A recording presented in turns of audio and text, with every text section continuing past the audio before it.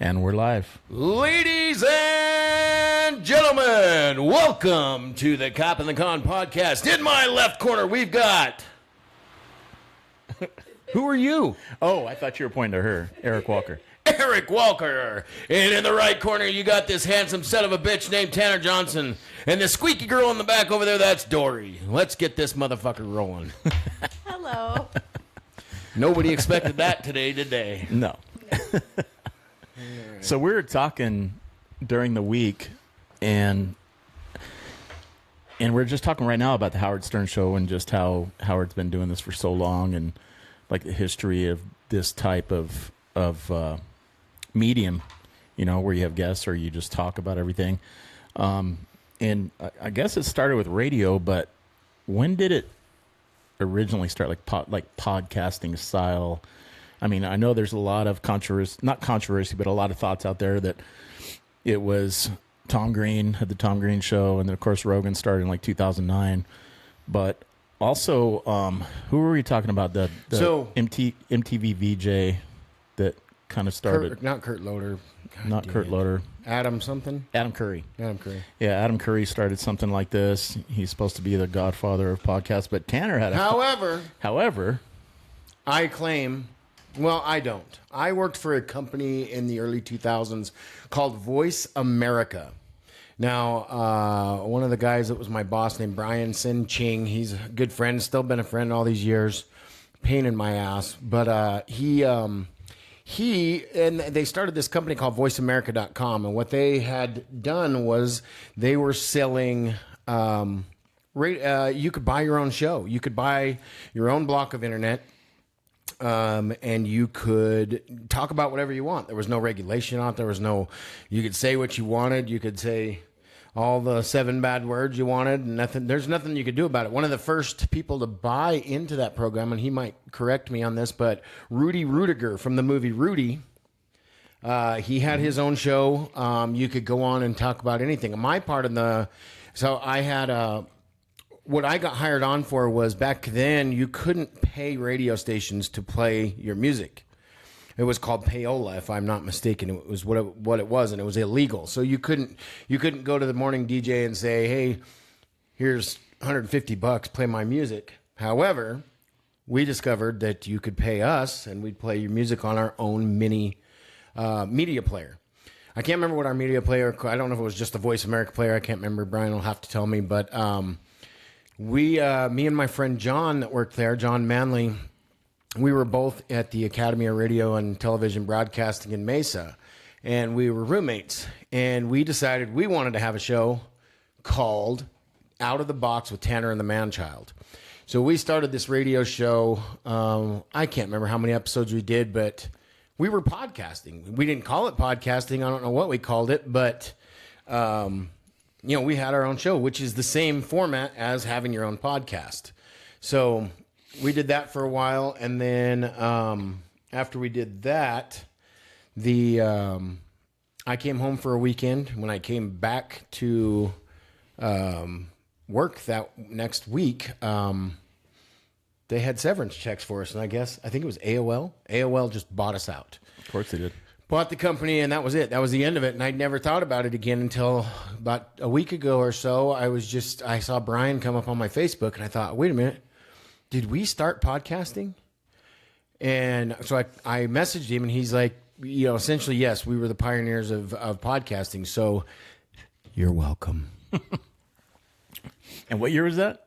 It was could have been 2002, maybe 2003. And then I've recently saw where there's a show on Amazon with Tom Green. It's just about his life and stuff. But Joe Rogan credits 2660. Joe Rogan credited Tom Green because Tom got kicked off the airwaves for being Tom Green. I think MTV let him go, whatever. He had a public access radio, whatever it was.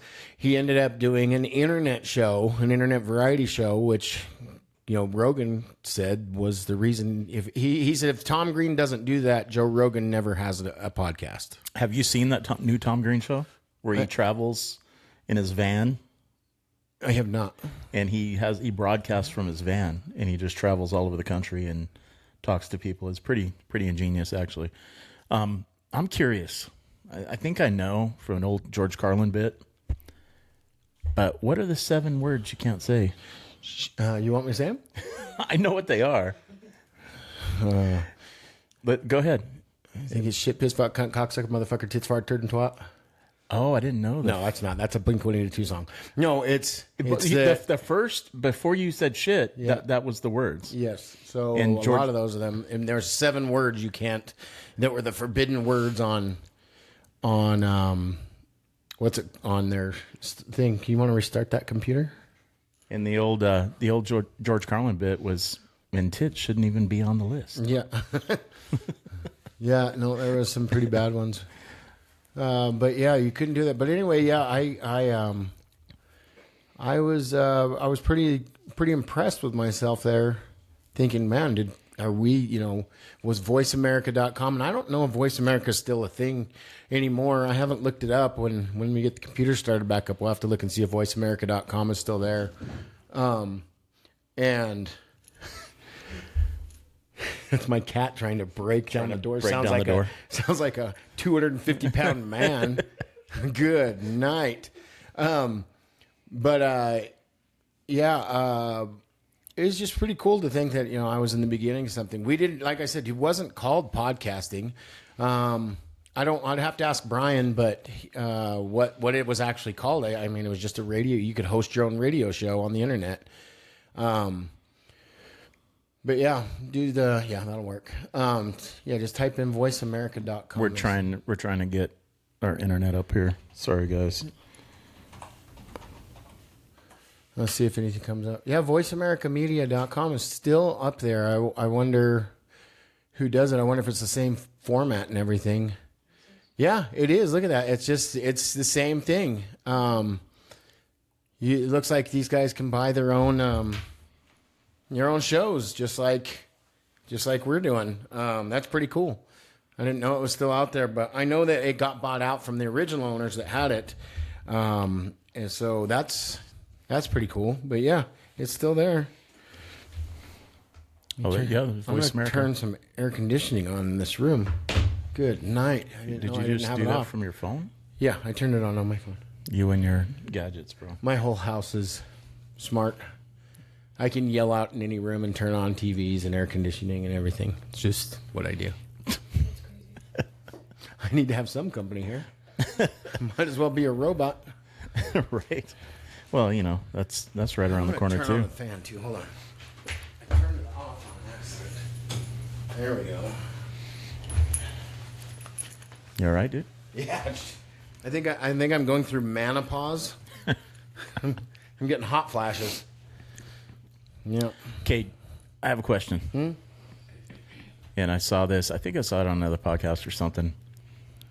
Have you heard the question about? You've heard the question about like how many men to take on a gorilla? You heard that one, and you've heard what would you rather be stuck in the forest with, like a bear or a man? And women pick the bear for some reason. Yeah. Which is totally insane because a bear, I mean, at least with a man, that you got a chance to fight back, or you have the chance of something having empathy, or they might be friendly, or a bear is going to eat you. Yeah, the bear doesn't have any feelings. Doesn't have any feelings. Doesn't care about you. Doesn't have any feelings. It just wants to eat. It just wants to eat, and usually starts with your butt first, and then you're still alive. Why do you know that? I don't know. It's just some useless information I picked up. Just the fact that she was already typing it in before you said it says you guys have had this conversation. Yes, bears, along with many other predators, often target the softest and most nutritious parts of their prey first.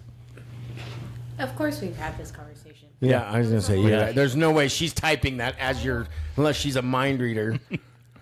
No, I mean, like a cat, I think a cat will just go for your neck and kill you and then eat you, but I think a bear... Well, cats will eat you if you die in your own home. Oh, yeah. Yeah, you can guarantee 100%. that. They'll eat you. They'll get hungry and eat you. As soon as they start smelling the rot, they'll eat you. This has just turned real weird real fast. So I've seen it.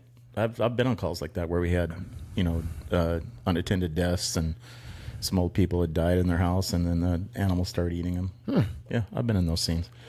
The this is gonna sound bad, but you know, as a cop, when you're a cop, neither one of us do. you get you get desensitized to things, you know, and so you get used to seeing dead people. You never get used to like kids being hurt or anything like that, but you get, you know, you go on a lot of like older people that pass away, and we had one where an older woman had passed away, and she had fell in the hallway in a small house, and her body was in the hallway. You couldn't really get around it, but we had to get, and she'd hit her head, and there's a little bit of blood and stuff, but she was obviously dead.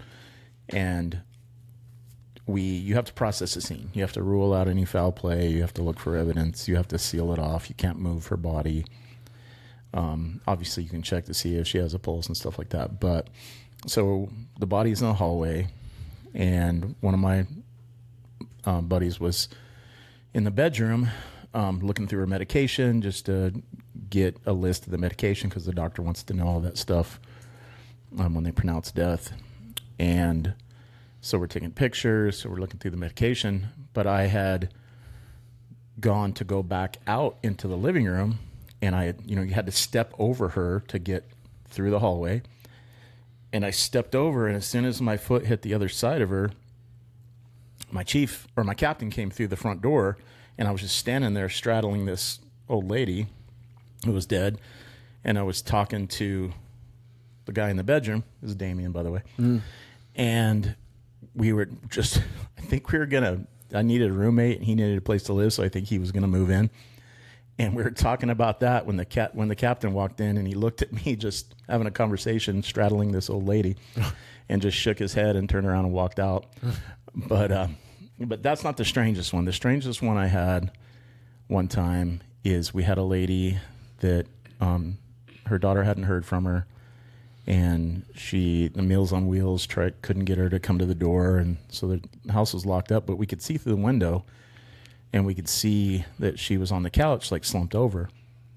TV was on, so we made entry in the house. I think I had to crawl through the little kitchen window in the back. I was much smaller then, and I was a rookie cop. And so, of course, the big sergeant wasn't going to crawl through the window, so I had to. So I had to take my gun belt off and crawl through the window over the kitchen sink, open the door, let him in, turned off the TV. We started getting, medical coming, and we thought we had an unattended death. So we're kind of going through the procedure for that. And then I walk up to her, and she's slumped over, and I'm kind of bent down, and I'm almost face to face with her, and her lip twitches. And she wakes up from her nap, and she sits up on the couch and scared the shit out of us. But that was a good ending for that. But there's a lot of those stories. Reminds me of I remember there was a girl I took a date on. Her dad worked in a what are they called? Mortuary? Yes, that's what I said. So he said when they first started doing, you've heard of the dead bell? No. So when back, they weren't very advanced medically, so people would die, but they would bury them, and they would run a string from the coffin into to a bell outside of at the grave. And the reason they would do that is because a lot of people they would pronounce dead weren't dead. So they would put a bell, so if they were accidentally, died, that they would be able to ring the bell so that they'd know, hey, we buried an alive person. Jesus. So I mean, the dead bell is a paranormal piece of equipment. That's why it's on my mind. I can't remember. There it is, right there. So Saved by the Bell. That's where the term came from. Was Saved by the Bell. Huh. Saved by the Bell. Yeah, people would be buried. Click on that, would you? And it would. It says the term Saved by the Bell comes from the fear of being buried alive. String was tied to the dead person's wrist and passed through the coffin lid up to the ground. So if they were accidentally buried alive, they could ring the bell and people would come save them. So anyway, that's way back. But they were saying back in the 30s and 40s and 50s, I think this guy he did, mortuary stuff back in the 50s, 60s. I can't remember. But again, not as advanced as we are now. And he said one time they brought a body in, took it down, and it was late. And he said, I'll take care of it in the morning.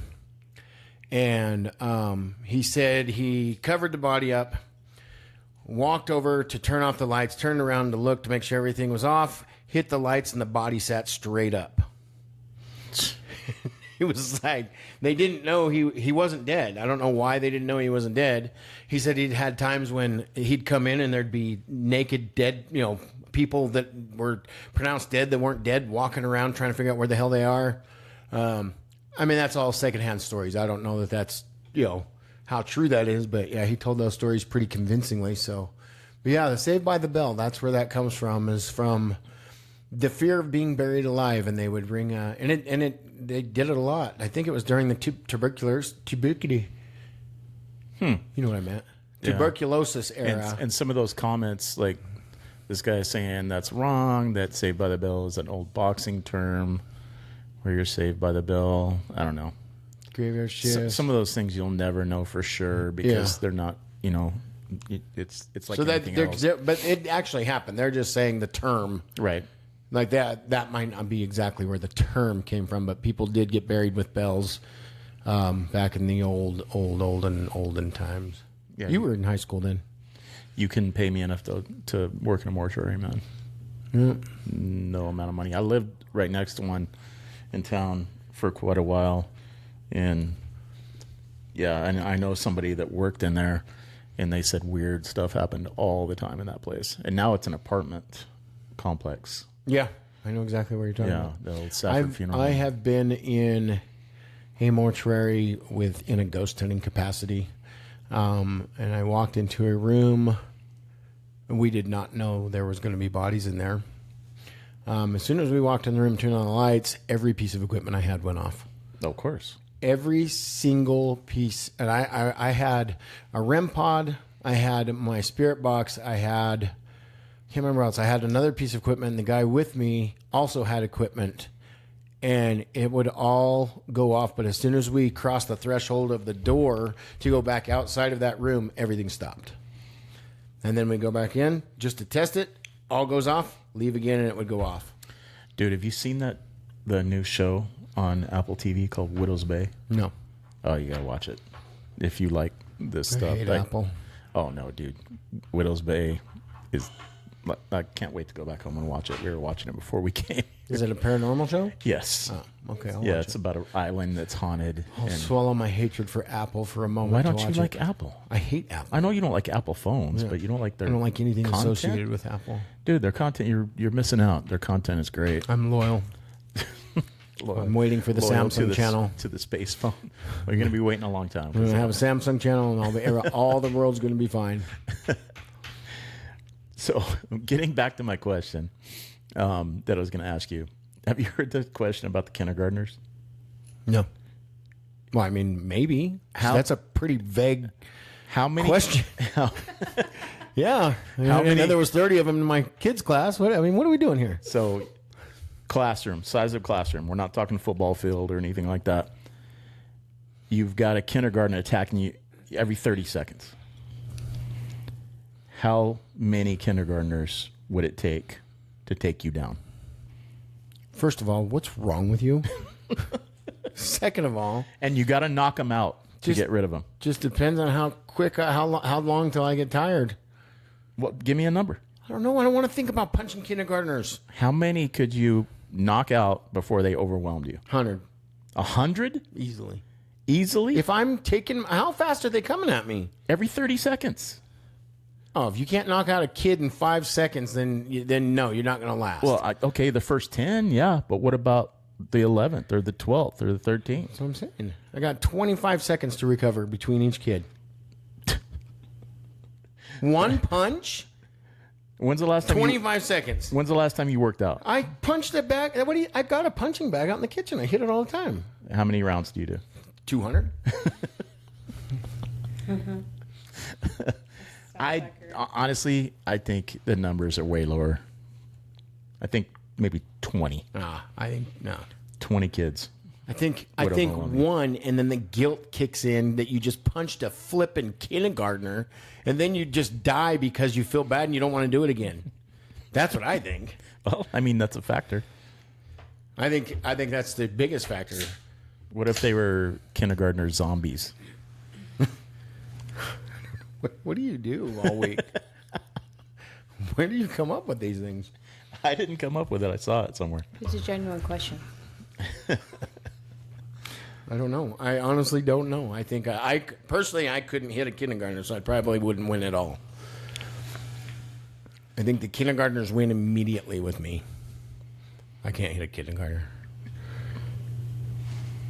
With their little pigtails? Yeah, no, I just couldn't do it. I don't No, think anybody. no, not happening. Well, did you ever get back with Dory on your topic? Yeah. Okay. Do you know what it is? I sure do. Okay. I have one too. Mine's probably won't take that long, but I did want to relay a couple stories from when I was right when I left the police department. I left the police department in 2010, and I had been working on and off with a company called Blower Tactical, and I think I had talked about it before when I was talking about going and training. Tony Blower? Yeah. BLAU. Yeah. Not blower. BLAU. Not Bauer. Put a B on that. BL. B in there. BLAUER. BL. A. All right. There you go. Blower Tactical Systems. Anyway, And first his time, name was Tony Blower, right? yeah. Yeah. And he's still cooking along. I've training used the people and spear stuff. technique. Have you? I absolutely have. When? Bouncing in Tucson. Did I teach it to you? You sure did. Oh wow. It was right when you and Brad were doing Blower stuff. Yeah. And you taught me the spear technique. And I don't know. I just felt like I needed to one time. Really? It was close, and I had my hands up, and I was like, hey, wait a minute. I know how to do this. And I hit that guy right in the chin with an elbow. Really? Oh, yeah. That actually happened in Tucson. Yeah. Yeah, it was close quarter combat. See that shirt he's wearing in that picture over there on the right? Mm-hmm. See those arms Yep. on the logo? I drew that. I designed his logo way back in the day, probably like 2000, I think 1 or 2. Is he still teaching? Oh yeah, he's still going strong, man. He's got less hair than that now, but he's still going strong. Sorry, Tony, if you ever listen to this. But I met Tony probably around there, 2002. I got the chance to travel. The Safford Police Department sent me to Montreal, Canada.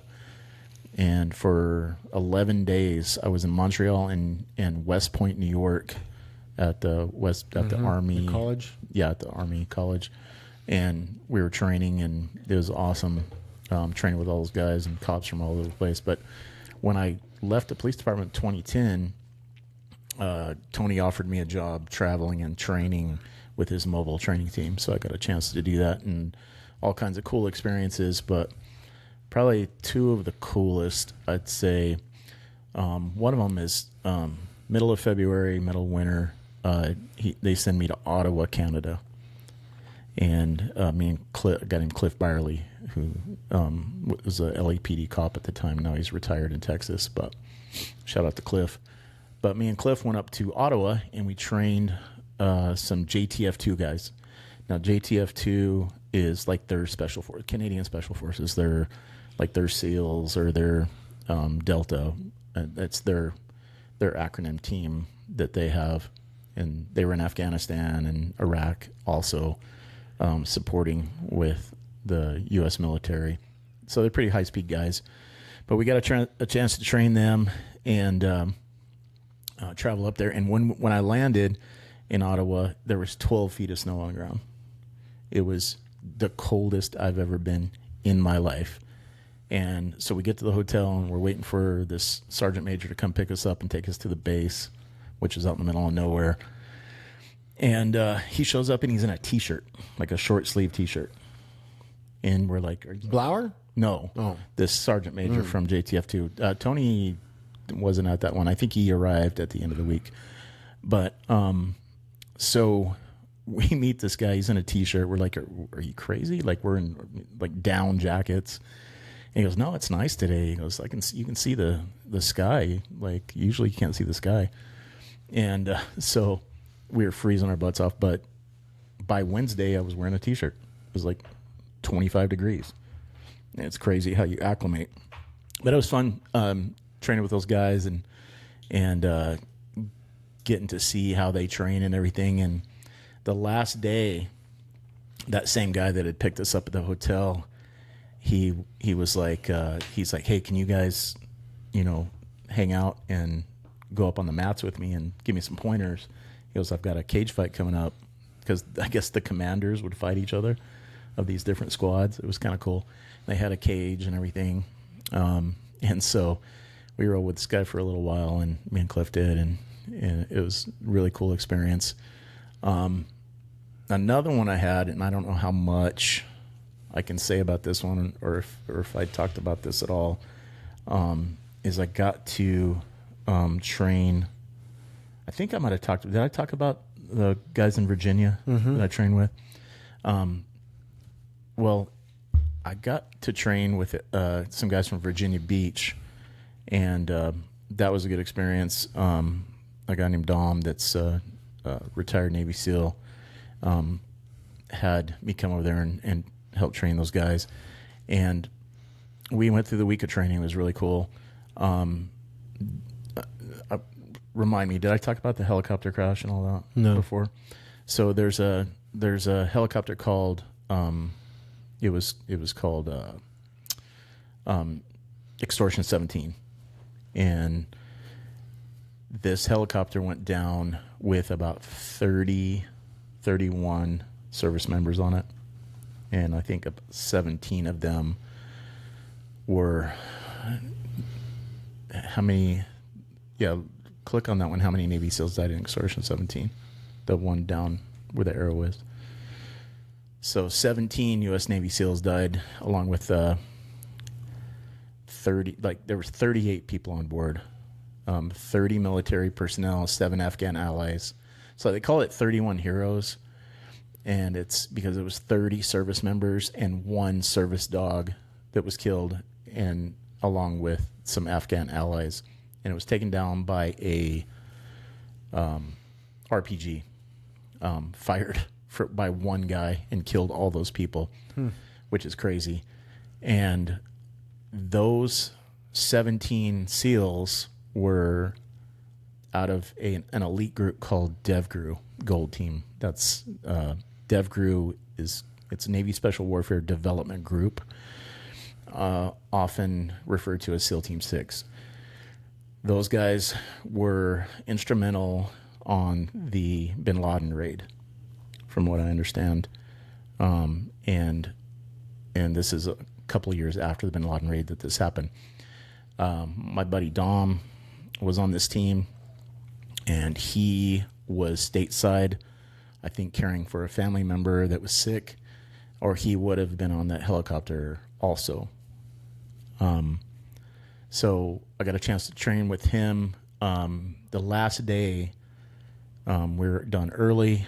My flight left about 7 or 8 that night, so I had some time to kill, and Dom asked me to come up to go to lunch with him, and we had to go up to the administration building first. So we went up to the administration building, did some paperwork that he had to do. I guess he was going on leave to New York for a little while to hang out with Robert De Niro, to be a consultant for Robert De Niro, which is kind of cool.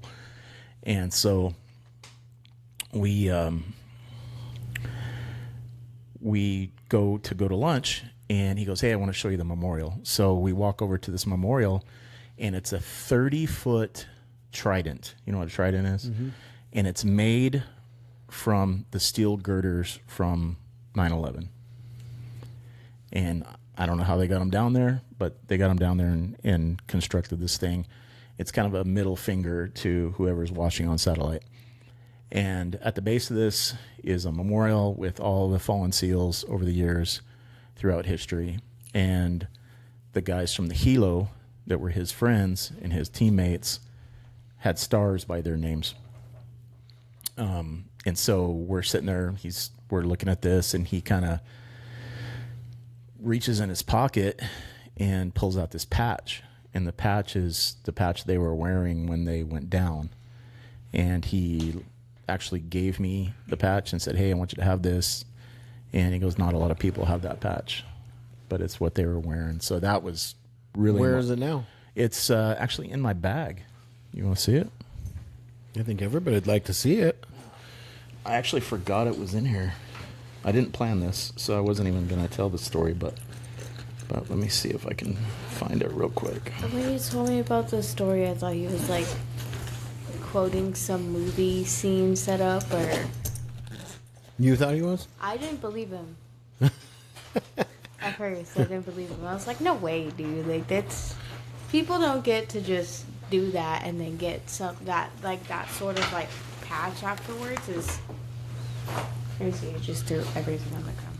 Jesus, what do you have in there? Everything. Why is that bag vibrating? Don't worry about it. It's not the bag. Oh, I have check marks in here. I don't think you have it. I think you just made it up. Is it over here? Anyway, so... Oh, here it is. Sorry. Okay, he found it finally.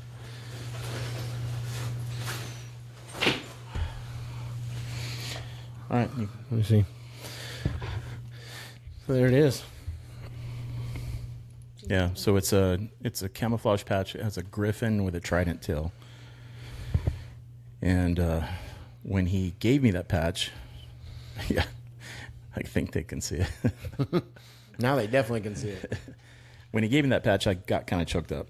Not gonna lie, because you hear these things on the news, and it's we're kind of desensitized to this stuff now. But when you are this close to it, and you feel like the pain from somebody else that was a teammate with this guy,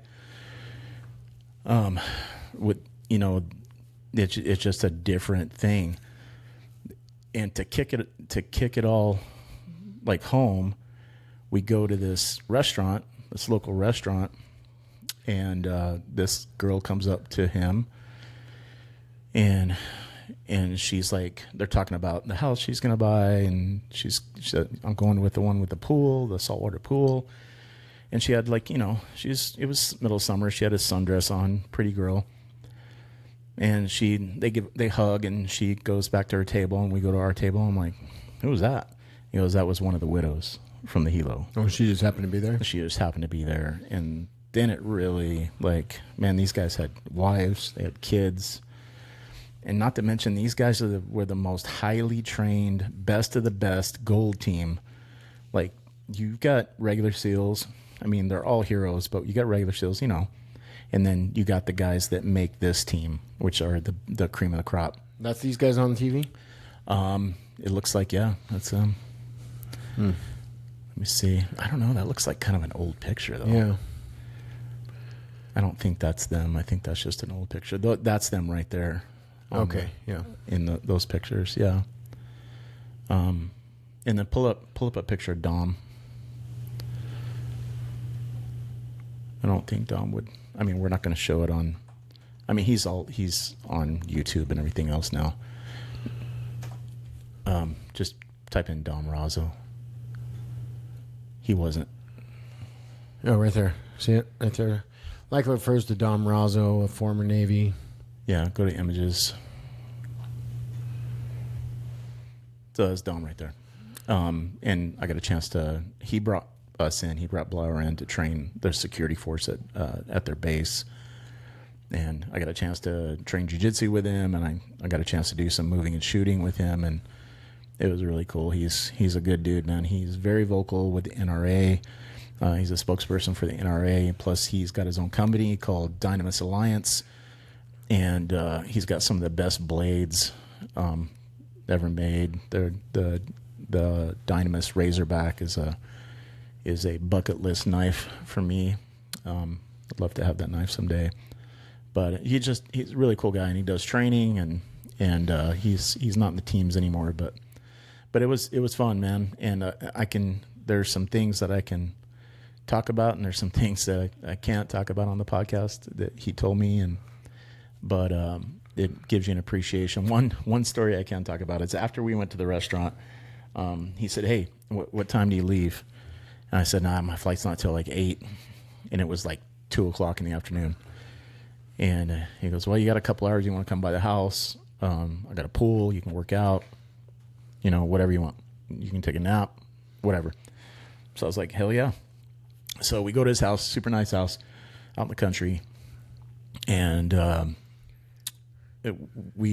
work out in his home gym and talk about, like, I know he wasn't a bachelor. He had a wife and kids and stuff, but I don't think they weren't home at the time. But the house was like fins and guns and weapons everywhere. Like, there's just laying around, like what you would think a Navy SEAL's house would look like.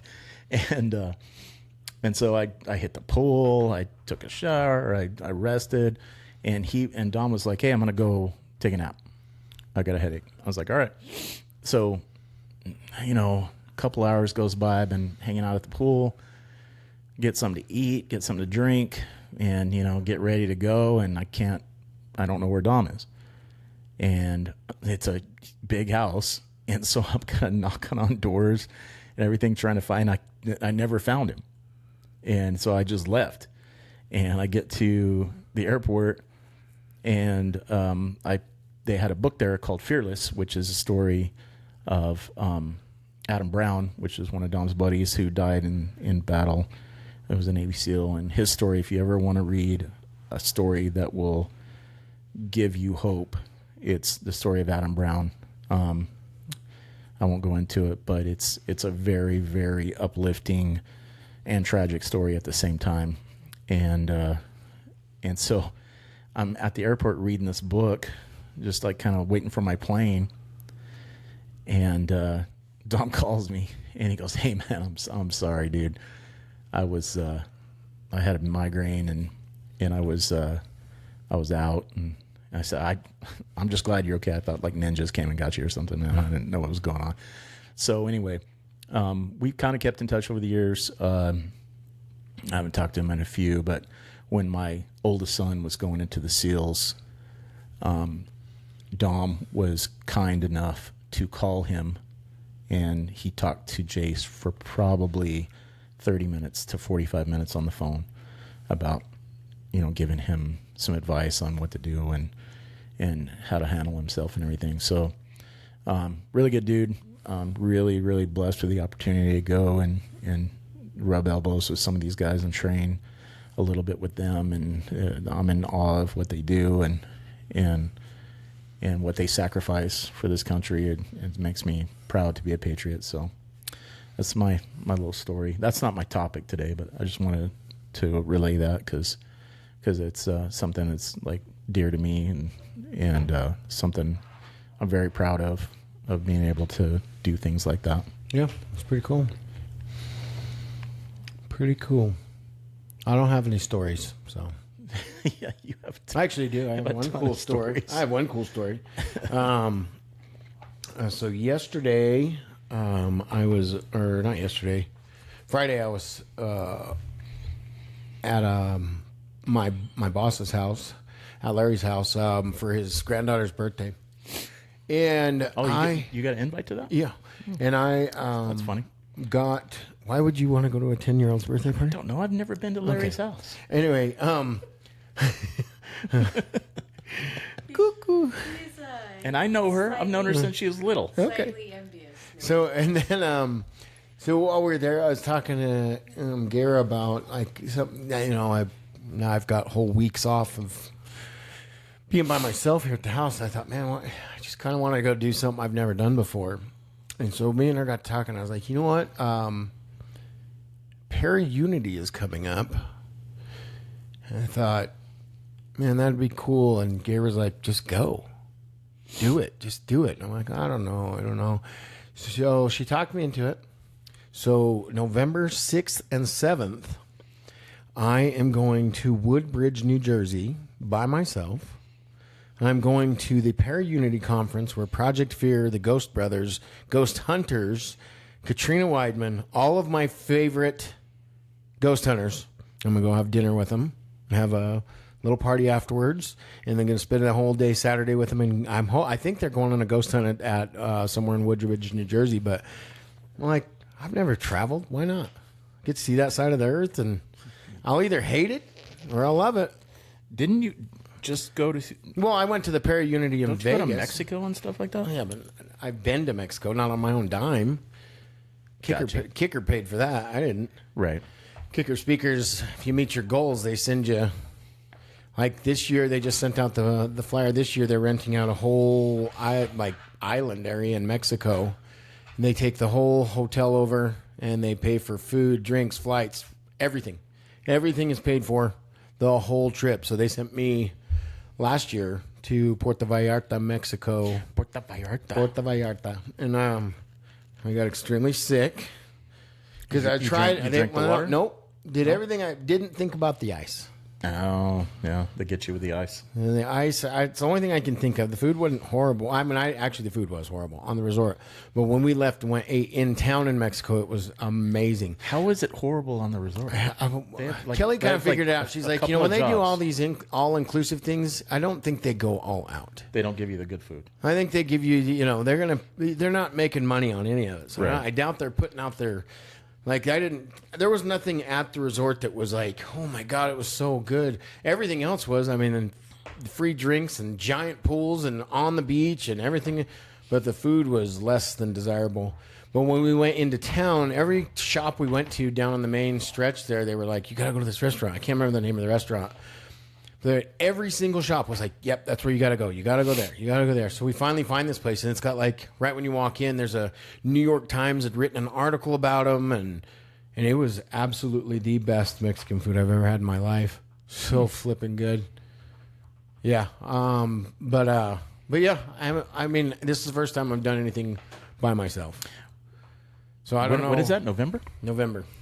You're not taking anybody. Nope. I'm just doing it by myself. That's cool.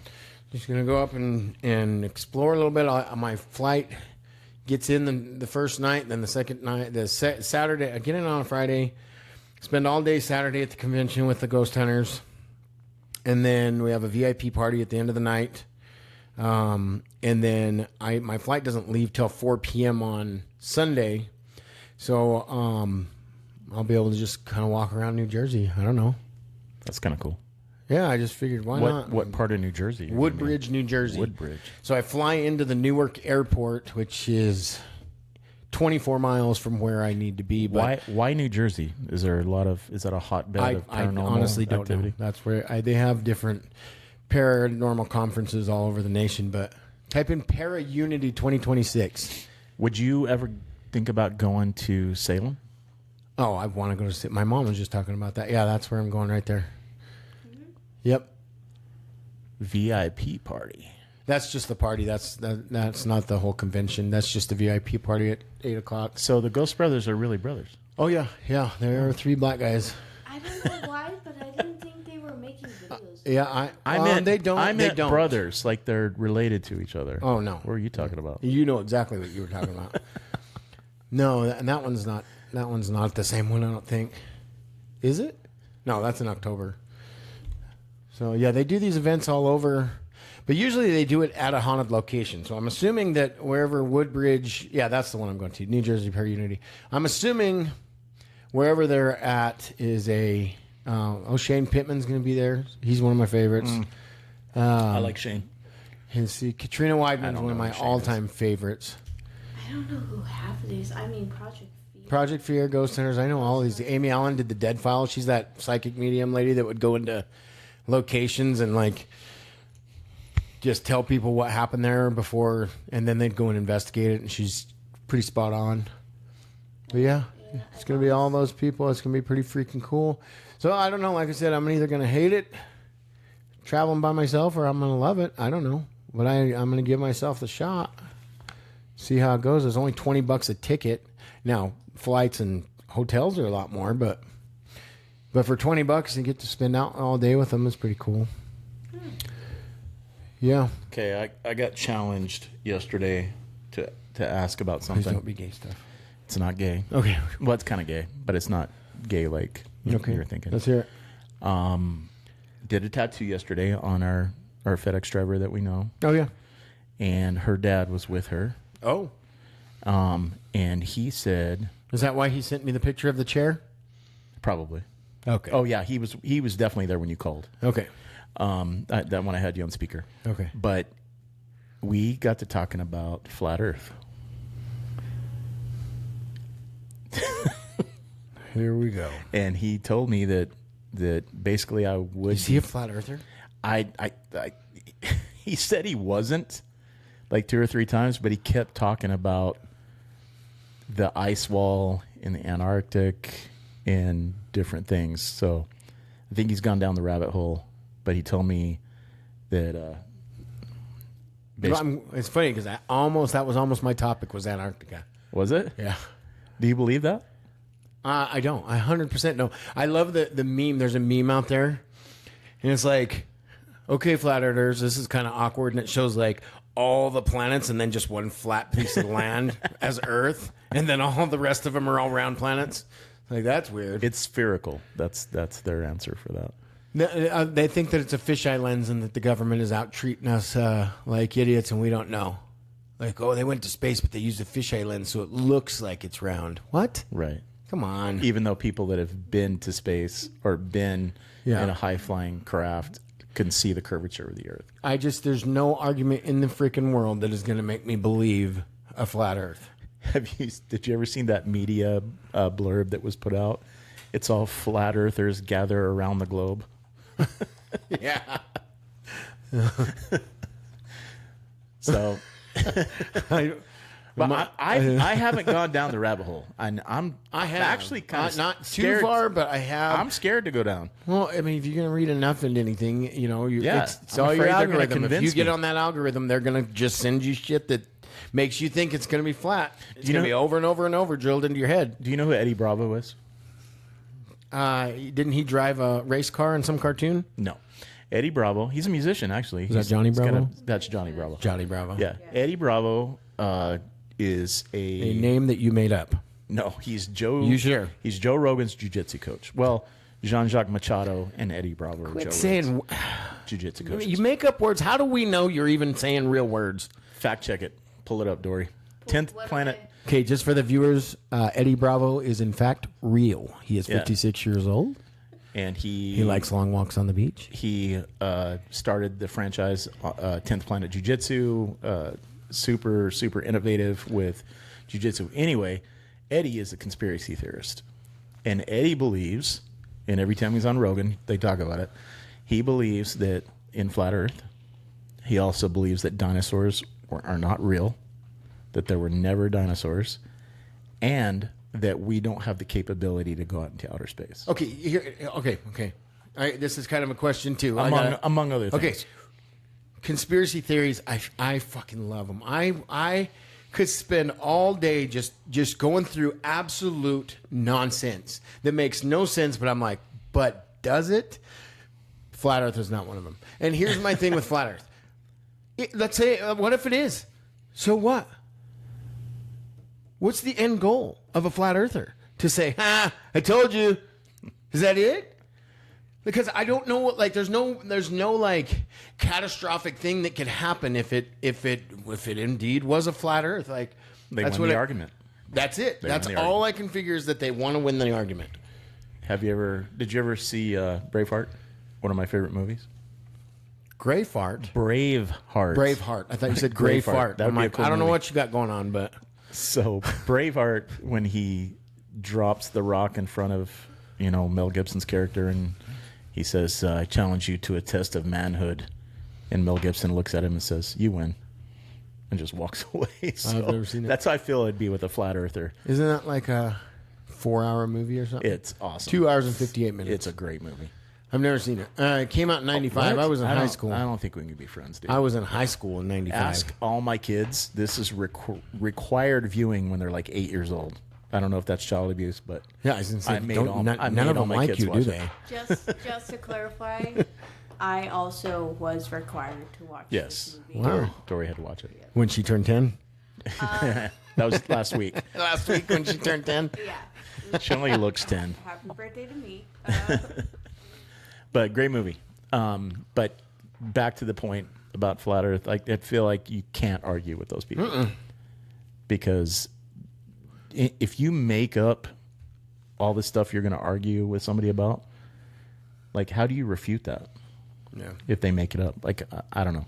Is this your topic? No, it's not my topic. We haven't even got to your topic? No. Oh. I thought you were going to do your topic first. I did mine first last week. Oh, you want me to do mine first? Yeah. I mean, I thought this was a topic. It was a good one. No, I don't know. It's kind of along the same lines. And not so much a topic, but just something I wanted to talk about. Do you think, and this goes back to last week with social media, right? You know, you have an algorithm on your phone. Yes. And in your computer, whatever you watch, whatever Google tracks that you watch, it keeps showing you stuff that you want to see and keeps reinforcing that. Yes. That's what I was just talking about with Flat Earth. You remember back in the old days when we had like just regular, before cable TV, Right. A tuner? we had a regular TV. We had how many channels? I have We not had, very many. You know, like 4 at the most. I only when we watched got the Fox. fuzzy one at the end of the dial. I saw a nipple. I mean, Don't move your hand. I can see a boob. we had what? We had NBC, ABC, CBS, PBS, because you had to watch Sesame Street. And then you had Fox later on. Remember when Fox came out and everybody lost their minds? So everybody pretty much had the same algorithm. You know what I'm saying? Mm-hmm. And it was this collective pop culture like phenomenon.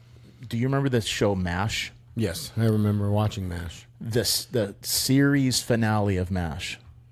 Pretty much everybody in the United States was watching MASH. Like probably, 100 million people are watching MASH at the same time. And we don't, or as early as lately, like how long ago was the last episode of Game of Thrones? What's Game of Thrones? Jeez. I haven't seen. I've never watched any of it. I feel like a pervert. Why? I don't have anybody to watch with, Eric. I'm not going to watch it all by myself and be a pervert. It's not porn. That's what I've heard. It is softcore porn, and I will not subject my eyes to that. You watch a lot worse on your phone. Probably. Watch Game of Thrones. Okay, I feel Sopranos. like- Have you seen Sopranos? No, I feel like okay, but I think I think if you're gonna use like an example, maybe I'm on the wrong track here, but I feel like Friends and Seinfeld were probably the last ones that were like not. How do I say it? They were not digital yet. Like that's one of the like I know Seinfeld. Like so many people tuned in to watch the finale of Seinfeld, and I remember seeing newscasts where they were having to like block off the sets and stuff because they didn't want anybody knowing the ending. But I feel like right after Seinfeld and Friends, I feel like that's when we came to the binging digital age, which would fall with Game of Thrones. You know, like everybody watched it at the exact same time. Right. It's called monoculture. So, and now they're saying that, how I talked about the death of the internet, in that the internet is mostly bots now and AI. Now we have like culturally with the ability to tailor what we consume to our individual needs has created all these little subcultures. We used to have kind of a monoculture, like everybody watched the end of Game of Thrones. Who was watching Game of Thrones? Everybody watched the end of Friends.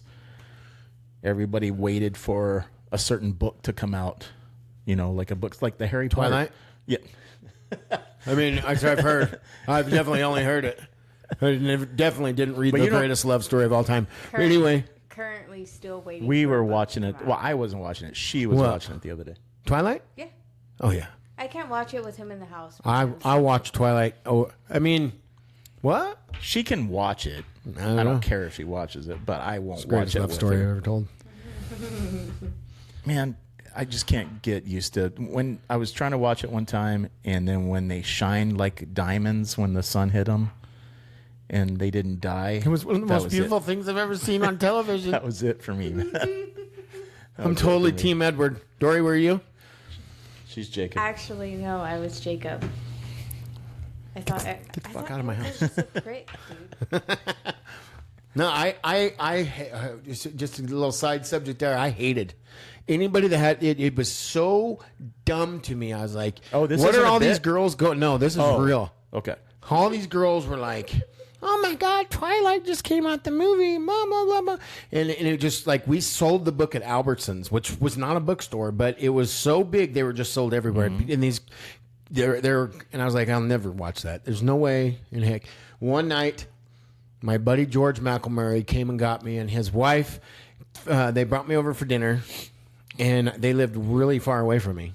And they said, you can either walk home or you're going to watch Twilight. And I was like, gosh, I'll watch it. I left there with all of the books and went to every premiere that came out. I loved it. It was You're it's not my joking. guilty pleasure. There's You're not not a joking. joke. If you wanted to go, I probably have all the books in there somewhere. No, absolutely not. I watched both parts of it. That's how you know I'm not joking. There were 2 parts to the last book. Breaking Dawn. No. You what, Eric? Hey, No, what I don't do know. you- what I it's didn't called. even remember it Can was you, Breaking I don't know what it's Dawn. called. Can you repeat that one more time? Yeah, I didn't remember it was Breaking Yeah, Dawn. I was reading it's on the screen up That's here. It's not a bit. I actually loved Twilight. I don't know why I did. Maybe it was just I don't know. Maybe I wanted to be a vampire at one point. I don't know. Wow. Okay, I don't have the answers. It revolutionized the young adult and paranormal romance genres. It's the greatest love story ever told. I don't So know if what I do you, mentioned that. So what do you think of this? And this is Dory's like she might get offended by this, but what do you think of all these soft core porn fantasy novels these women are reading? Oh, the smut novels? Yeah, the smut novels. So, what are they called? Like the salt and the butter? What are they called? What? The bread and the butter? No, Why? what's the one called that everybody went crazy for in the last couple of years? And it was 2 names. It was the something and the something. well, there's the Sarah J. Maas stuff, which is the fairies and I don't know. Kelly read them. I Werewolves and can't all remember what kinds they of were, shit. but I don't know if they were smut or not. Smut book names? Dark and Taboo? I don't know. Maybe. well, and this is how naive I am. I thought they're just like fantasy books. Well, okay. I did too. Scroll through some of these off. I did not. There it is. The Rose and the Thorns. Yeah, Sarah J. Maas. Okay, the Court and the Thorns and Okay. Roses is Yeah. Not salt It's and not butter. smut. It's, in my opinion, Okay. Well, your opinion is very. one out Protecting of yourself 8 at this 8 point. million. All I know is when you listen, if she listens to an audiobook or someone listens to an audiobook, all the guys sound alike. They're all like this. Is she? Never mind. I'm not gonna say. I was gonna say something. That's a little too filthy, but no, I don't like. I don't hate it, but I don't like. I don't personally like it. I don't mind. It didn't bother me that people read it. Like I don't have any reservations with somebody reading them. But I say that having said the same thing about Twilight. I was like, there's no way you're ever gonna get me to read Twilight or like Twilight. And I don't know why I liked it, but to this day, I absolutely love every single Twilight movie. Well, a Court of And Thorns. if any of you come at me about this in the real life, I will smash you. Please do it. Please. Do not try me when it comes to Twilight. Please mess Carry with on. Tanner. All I have to say, I haven't read much smut, right? Other than the few that Eric accidentally. Are I you even didn't- old enough to buy smut I at the didn't store? know I was buying. It was at Walmart. I didn't You know I was bought it buying. for her? Yeah, it was like Yeah. a witch book, and she likes witch stuff, so I bought it. And she goes, "Oh yeah, that book you bought me, it's smut." So, A Court of Thorns and Roses apparently isn't that It's that not- bad compared to not- the other books. Yeah. Compared to the other books, but when I was working up in Morenci at the gym up there, there's a girl up there. I won't say what her name is, but she's on the treadmill. She's super cool, and she's a nurse up there, and has her earbuds in. And I go by and I say, I won't say who she is, but she's 5'5", blonde hair, nurse. But I don't want to say who she is. But anyway, but she's walking on the treadmill, and I go to say hello to her, and she's like pointing to her AirPods, and then she takes it out, and I'm all, what are you listening to? She's all, just some smut. I'm like, while you're on the treadmill? She goes, yeah.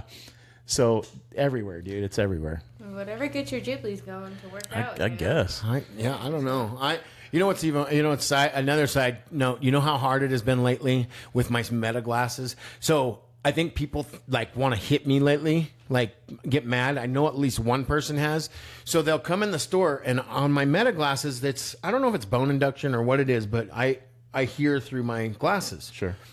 So people will come in the store and I'll be on the phone and I'll be like, hey, and I'll point, hey, I'm on the phone, like point to my ear. And they can physically see there's no earbuds in my ear. And they're like, what's your problem, dude? Why would you lie about that? And I'm like, no. And I'm pointing and they're like, sure. And then and finally when I got off the phone, I was like, it's in my glasses. And they're like, oh. But yeah, anyway, that was just a side note. It was funny. I thought that was funny this week. Somebody got really mad about it. So, well, I just want to punch you because, just anyway. But you find that funny, Dora? Yeah. But here's the thing. We're talking about the death of the monoculture. This is actually monoculture. So this is recent, right? So Sarah J. Maas, A Court of Thrones. How many books in that series? I think there's 6. 6 or 7. And then she has another series that has like 10 books in it. And then she has another series that has like 3. So she's got a lot of freaking books. Well, but everybody reads them. So that's a monoculture. So everybody is reading these books, or every female is reading these books. And some dudes that I've talked to read them. there's a lot more than I thought. There's like 9. Tons. Oh, there's 5. There's 5 of those, but she has other series. Go back to that picture you just had up. It had like 10 of them. Yeah. Yeah, she has other series it's just 5 too. in that. Yeah. Okay, I see. It's There's the Assassins. ACOTAR series. You know what ACOTAR stands for? No. A Court of Thrones and Roses. Thorns. They have their own It's Thorns. Thrones, Thorns. and Roses. This If one, I wrote it, it'd be Thrones the and one I Roses. was thinking of is the Assassin's Blade series, which is her first book series that she wrote. Right. I believe. And then the Crescent City series that you were referencing. Gotcha. As well. So, just to put it mildly, Sarah J. Maas is banking. What's her net worth? Look up her net Well, worth. that's how Stephanie Meyer did it too.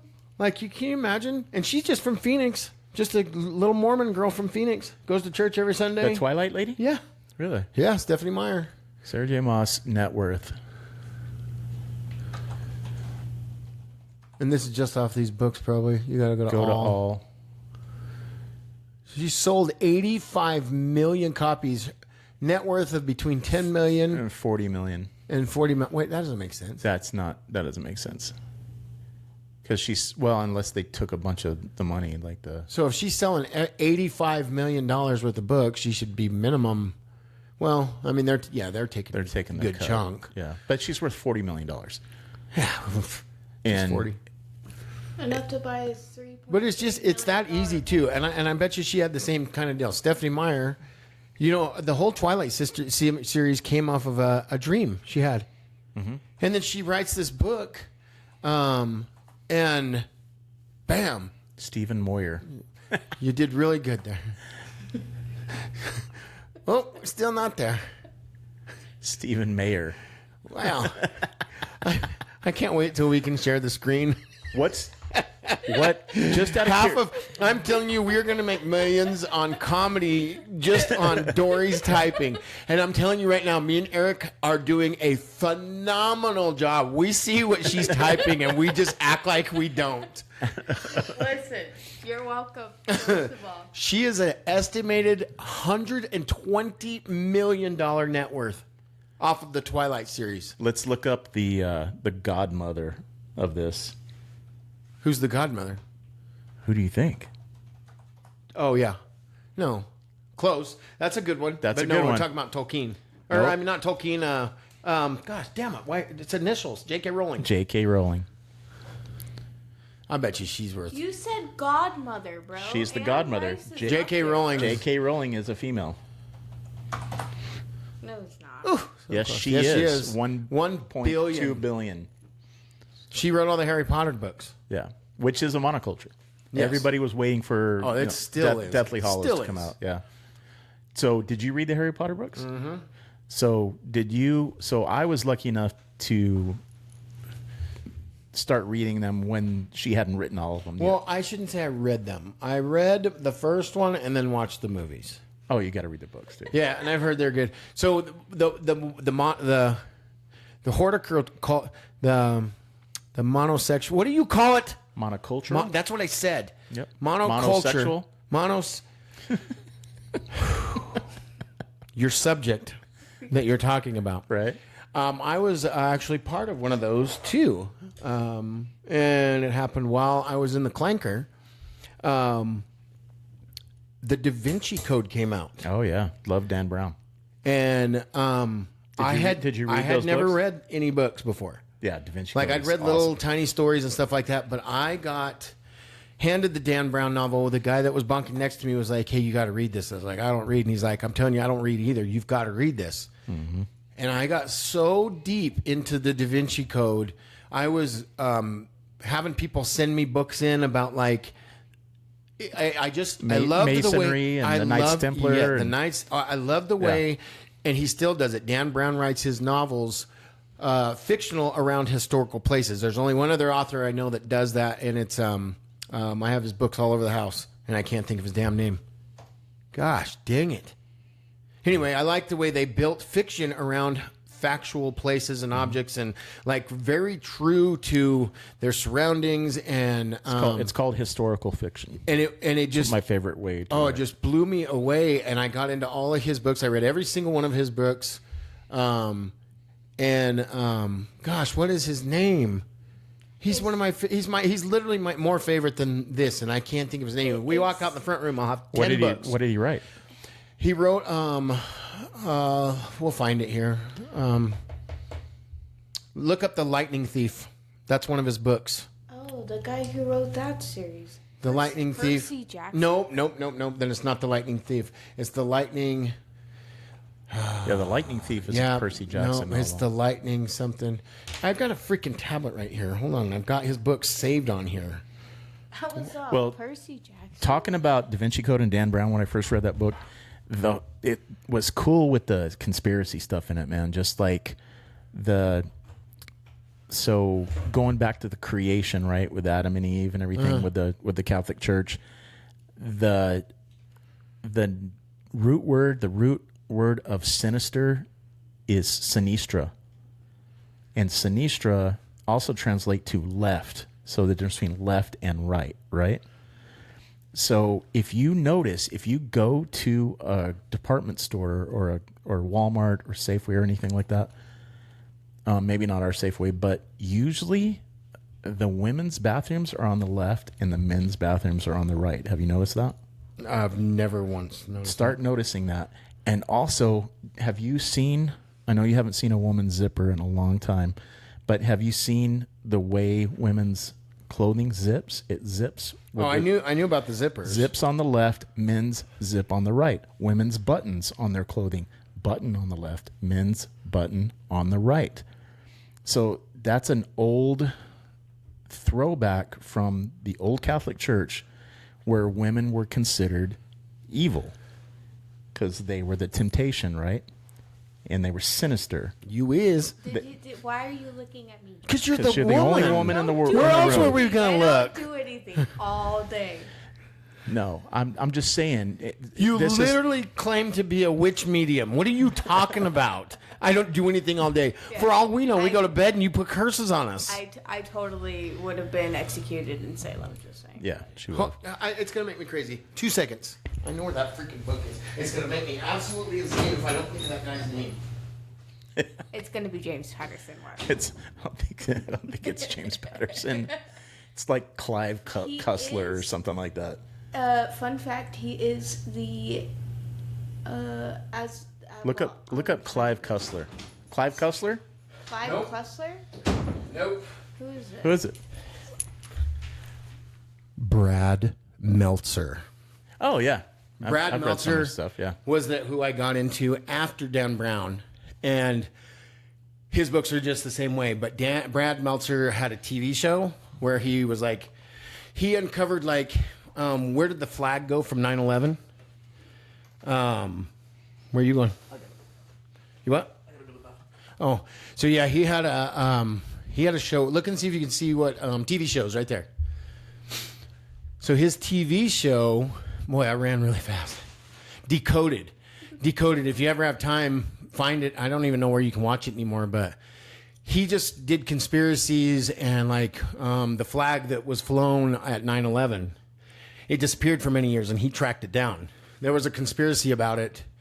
Can't remember what it was, but yeah, it looks like it's on Hulu. Apple, Amazon. Yeah, it's on all of them. Fandango. Amazon Prime, it's free. Hulu, it's free. History, it's free. Apple, you got to pay for it, of course, because it's Apple. God, I hate Apple. You would think If there was a Samsung TV, it would all be free. well, they have like, so the Samsung TVs, they have like those free channels. Yeah, no, I know, I've It's seen them. Throwback to old TV shows, but There's one channel on there. Samsung has the Fail Army channel. because my So all just fail videos all day. my old TV, I used to watch that channel all the time just because I thought. But yeah, Brad Meltzer's books. Like if you read books, and you like good fiction and it's smart, like you can't be a dumbass and read his books.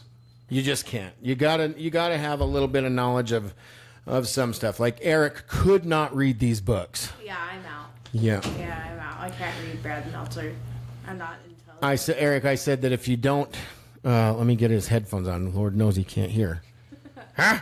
You sure can't. What? What'd you say? I can't hear. Turn it together. I said you got to be really smart to read his books or watch his TV shows.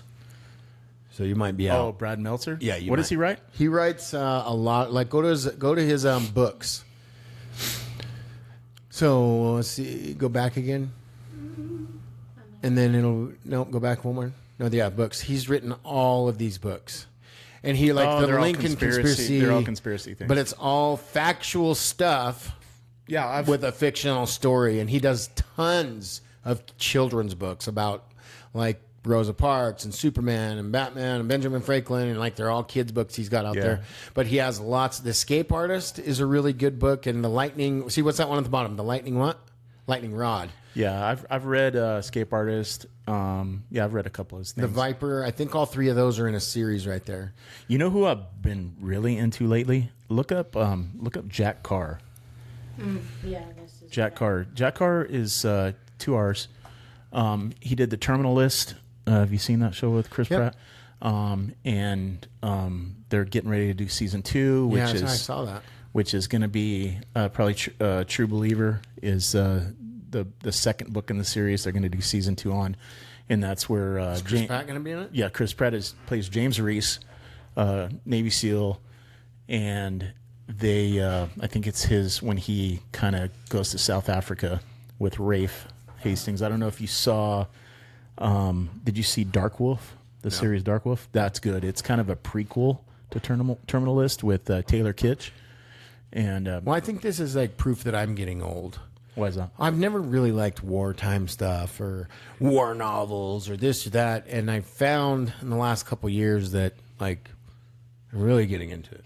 Oh, I you think got to it's read pretty Jack. cool. He's got 9 books in the I series. watched at the Terminal List. I really, really liked it. I think that what got me into it first was the was it called Shooter that had what's his name in it? Mark Wahlberg? Yeah, Yeah. That was the first one I watched along those lines. That's a good movie. And then there was another one after it with the guy, the hero, the American hero. What's his name? And did he kill himself? I can't remember I can't remember. What's the latest book? This is going. No, to be, not the one that hasn't released yet. The one that is it Fourth Option. Yeah, new book. Okay, so I was reading Fourth Option, and it's I believe it was Fourth Option, maybe not. But anyway, I was reading it and it was talking about nuclear subs. So the capability of our nuclear submarines, and they talked about a new submarine called the Columbia class. And so in the book, the submarine was operational. It wasn't supposed to be operational, but it was already because it's all secret stuff. Well, my oldest son is he was a Navy diver for 8 years. He works for a company now called Electric Boat, which is a branch off company of General Dynamics, and they actually design and make the nuclear submarines for the Navy in Connecticut. So I read about this submarine in this book, and I text him, and I was like, hey, tell me about this Columbia class sub. Look up Columbia class sub. What's this Columbia class sub? And he's all, where'd you hear about that? It's not even in the water yet. It's classified. And I'm like, well, it's in a book. So it's not as classified as you think. But anyway, I guess this sub is the new sub. There it is. It's the 12. There's 12 of them they're making. And it's 100 feet longer than anything anybody else has. It carries like 14 nuclear warheads. It's just, but according to my son, it's not in the water yet. They haven't. They're still working on it, dry docked, and they haven't put it in the water. And once they put it in the water, his team will start working on it in the water because they're the ones that dive and work on stuff. So pretty cool stuff. Yeah, it's in a book. It's in a book. What's wrong? It's in the book that he was just talking about. That's why he said that. Dory had just asked if we were allowed to talk about any of this, but he would. This stuff that he's talking about was in the book that Eric was reading. It was in The fourth option one? Yeah. Oh, okay. Yeah. Yeah. I totally missed. Dory's like, are we going to get fucking bombed right now? What are you guys doing? Yeah. We're gonna This get is taken out. My phone's listening to us. So Yeah, the phone is definitely listening. We just got put on a list for sure. Yeah, for sure. But going back to my topic, I was gonna say we're not on monoculture anymore, are we? we are Okay. but we're not. We're still talking about books and stuff. But what I'm saying is, like, yeah, the death of monoculture. But we kind of proved that wrong, right? With the Sarah J. Maas stuff. Like, it's not everybody reading the book, but it is a very high, Yeah, it's a lot. It's very a lot of high people. percentage of women who have read that book at the same time and read it multiple times. My daughter has read the series twice all the way through. There's who's the Fourth Wing person? Rebecca Yaros or something like that? Rebecca Yaros, She's another one that's super popular with the ladies. Next book comes out in September. Yeah, dragon stuff. And it always has some kind of fae. You like dragon stuff? I love dragon stuff. You like it when I dragon this? I sure don't. Not the kind with wings. I'm not gonna pass on that one. Sorry, listeners. I'm surrounded by children.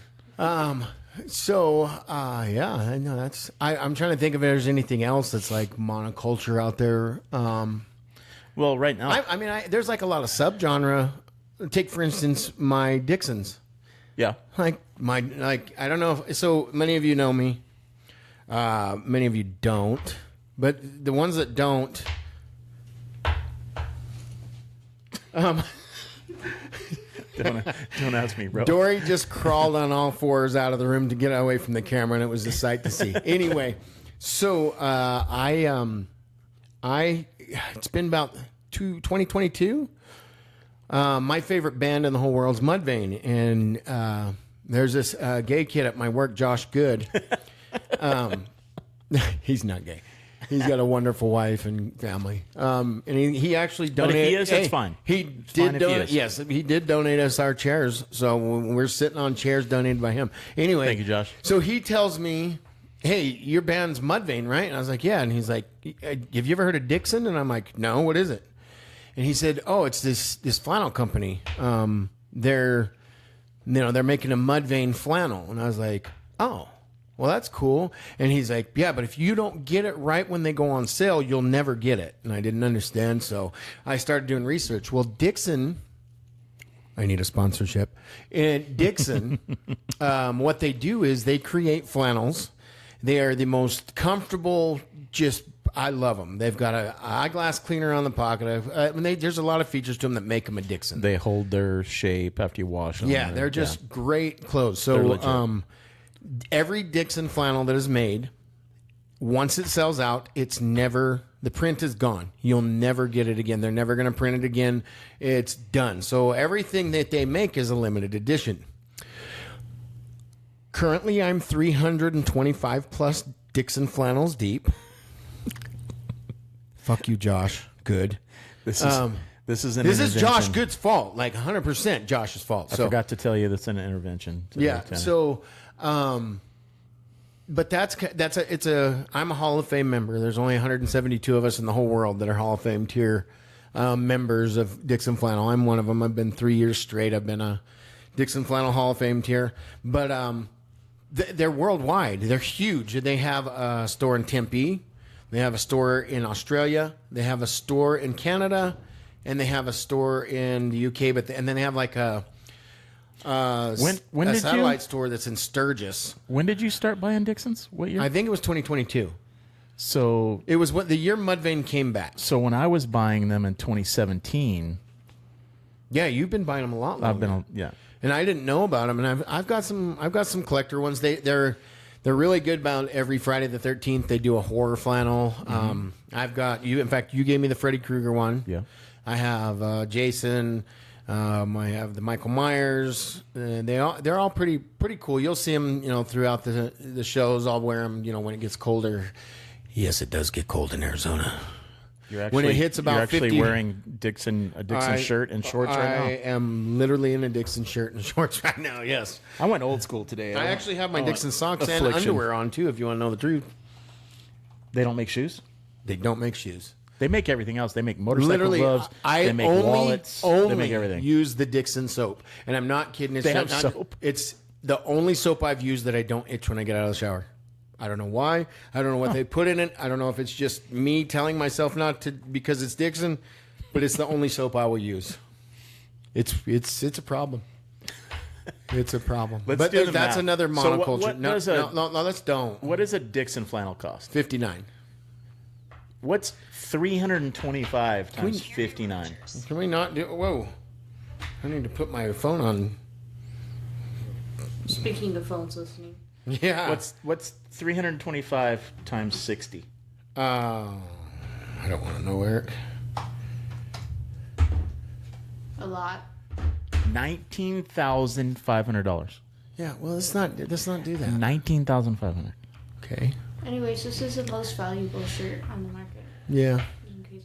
He has 325. I can tell you right now that every single Dixon. Where are they? I have 2 bins in the garage, and then my whole closet full. Bins? They just sit there? Yeah. Well, I bring them out every winter.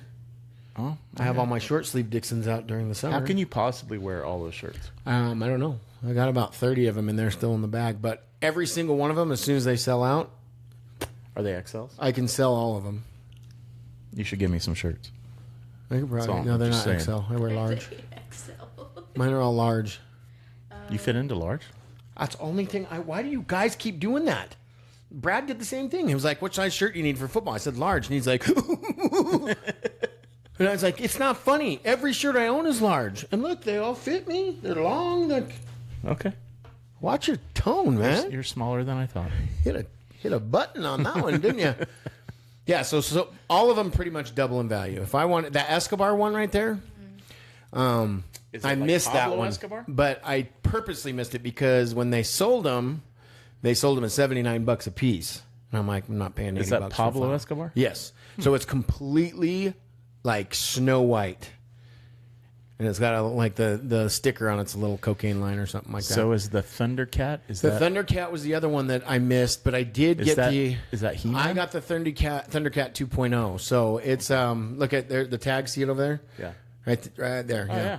So they did that one, and it honestly, these ones like this, they sell out within 30 minutes. Yeah. Worldwide, just gone. Oh, yeah. But I have the 2 Hall of Fame.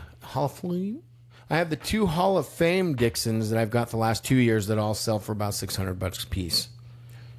Yeah, but back to the point. So that's the monoculture. It's kind of a small. It's a small group of us, but they are worldwide, and it is kind of it's a smaller offshoot of a monoculture. It's just different from how it was even growing up. That was still a thing, and now it's you still have it, but it's more or less like book drops and have you seen this new streamer and. Right. And that's what I was talking about last week. Like, and that's shortened everybody's attention span on all of it too. Like everybody's needs 15-second dopamine hits and stuff, and that's that kind of stuff that I'm. So I mean, it's got to where I mean, Eric even talked about we're going to have to start making, we want people to get interested in it. We need to grab their attention right now. Right, Start like making 15 to 30 seconds. not necessarily, we need to have something that's going to grab your attention. So I think Eric standing on his head, I can do that. we can do that. That grabs somebody's attention right away. You see a 90-year-old man doing a headstand, I'll wear you're my going to kilt. listen. Oh, please don't. 80. 80.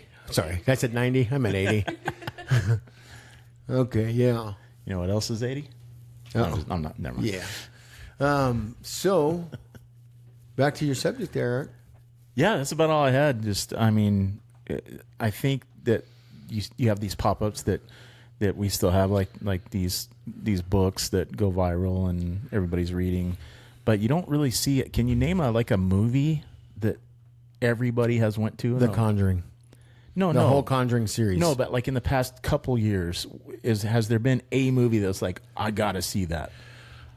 Besides the new Spider-Man coming up. A lot of the MCU and the DC Universe ones, I think a lot of people, I think that's a culture. Oh, they're calling it mini cultures now. Yeah, that goes along with what I'm talking about, Right. like the Dixons and stuff. Like there's many cultures out there. I can't think of any movie like that, honestly. Like I know a lot of the superhero movies, but I've thought about that. Not even just random thoughts about it. Like The Conjuring was probably the original Conjuring, the last like good scary movie I saw. I heard Obsession is really good. I have been here. Well, I did watch it was Black Vampires. What's it called? It just came out recently. The TV series? No, it's a movie that came out and it had the one with where he plays the twins, Sinners. Sinners. That was actually pretty good. I wouldn't say it's as scary, but it was a good movie. Yeah, I know why you it watched took it. a little while to get along to it, but why was there BBC in there? No, there's no BBC. Well, I thought that's what you were trying to get at But there. there was Josh Allen's wife was in it. Oh, she is? Oh yeah, Halle Berry? Halle Berry is not married to Josh Allen. Oh. Her name's Holly or something. Her name's Haley. That's what I said. I said Haley Allen. I don't think she goes by Allen, but yes, Stansfield. and she is definitely. I won't even say it. It's Haley Stanfield. That's not her. That's it. It's not Haley Allen. It's Haley Stanfield. She's It's Steinfeld. That's what I said. God, when are you gonna get it? Yeah, Haley Steinfeld, right there. Yeah, and her and She's so lucky. What? click on Sinners right there. I didn't say. I meant he's so lucky is what I meant. So what's his name? Michael B. Jordan. Mm-hmm. Yeah, her and Michael B. Jordan have a pretty good scene in it, and I think that's probably why I don't we think watched Michael B. Jordan could whip Josh Allen. Anyway, I think maybe it. That's Creed, bro. that's Creed. That's Creed. What's Creed? the movie. Michael B. Jordan plays Creed. That's what I. Wait. That's not what The Oh, the movie Creed. The movie yes. Creed. Not the band. Gotcha. That's what I was trying to figure out. I was like, With please arms wide don't open. hear my toy cinema. Michael B. Jordan. Scott, what's his name? Scott Stapp. Scott Stapp, yeah. Yeah. No, I didn't even. I don't Yeah. know any of these actors. That's Creed, bro. I mean, I've heard their names, but, But if you go way back to like Friday Night Lights, Oh yeah. Michael B. Jordan was in that. he was.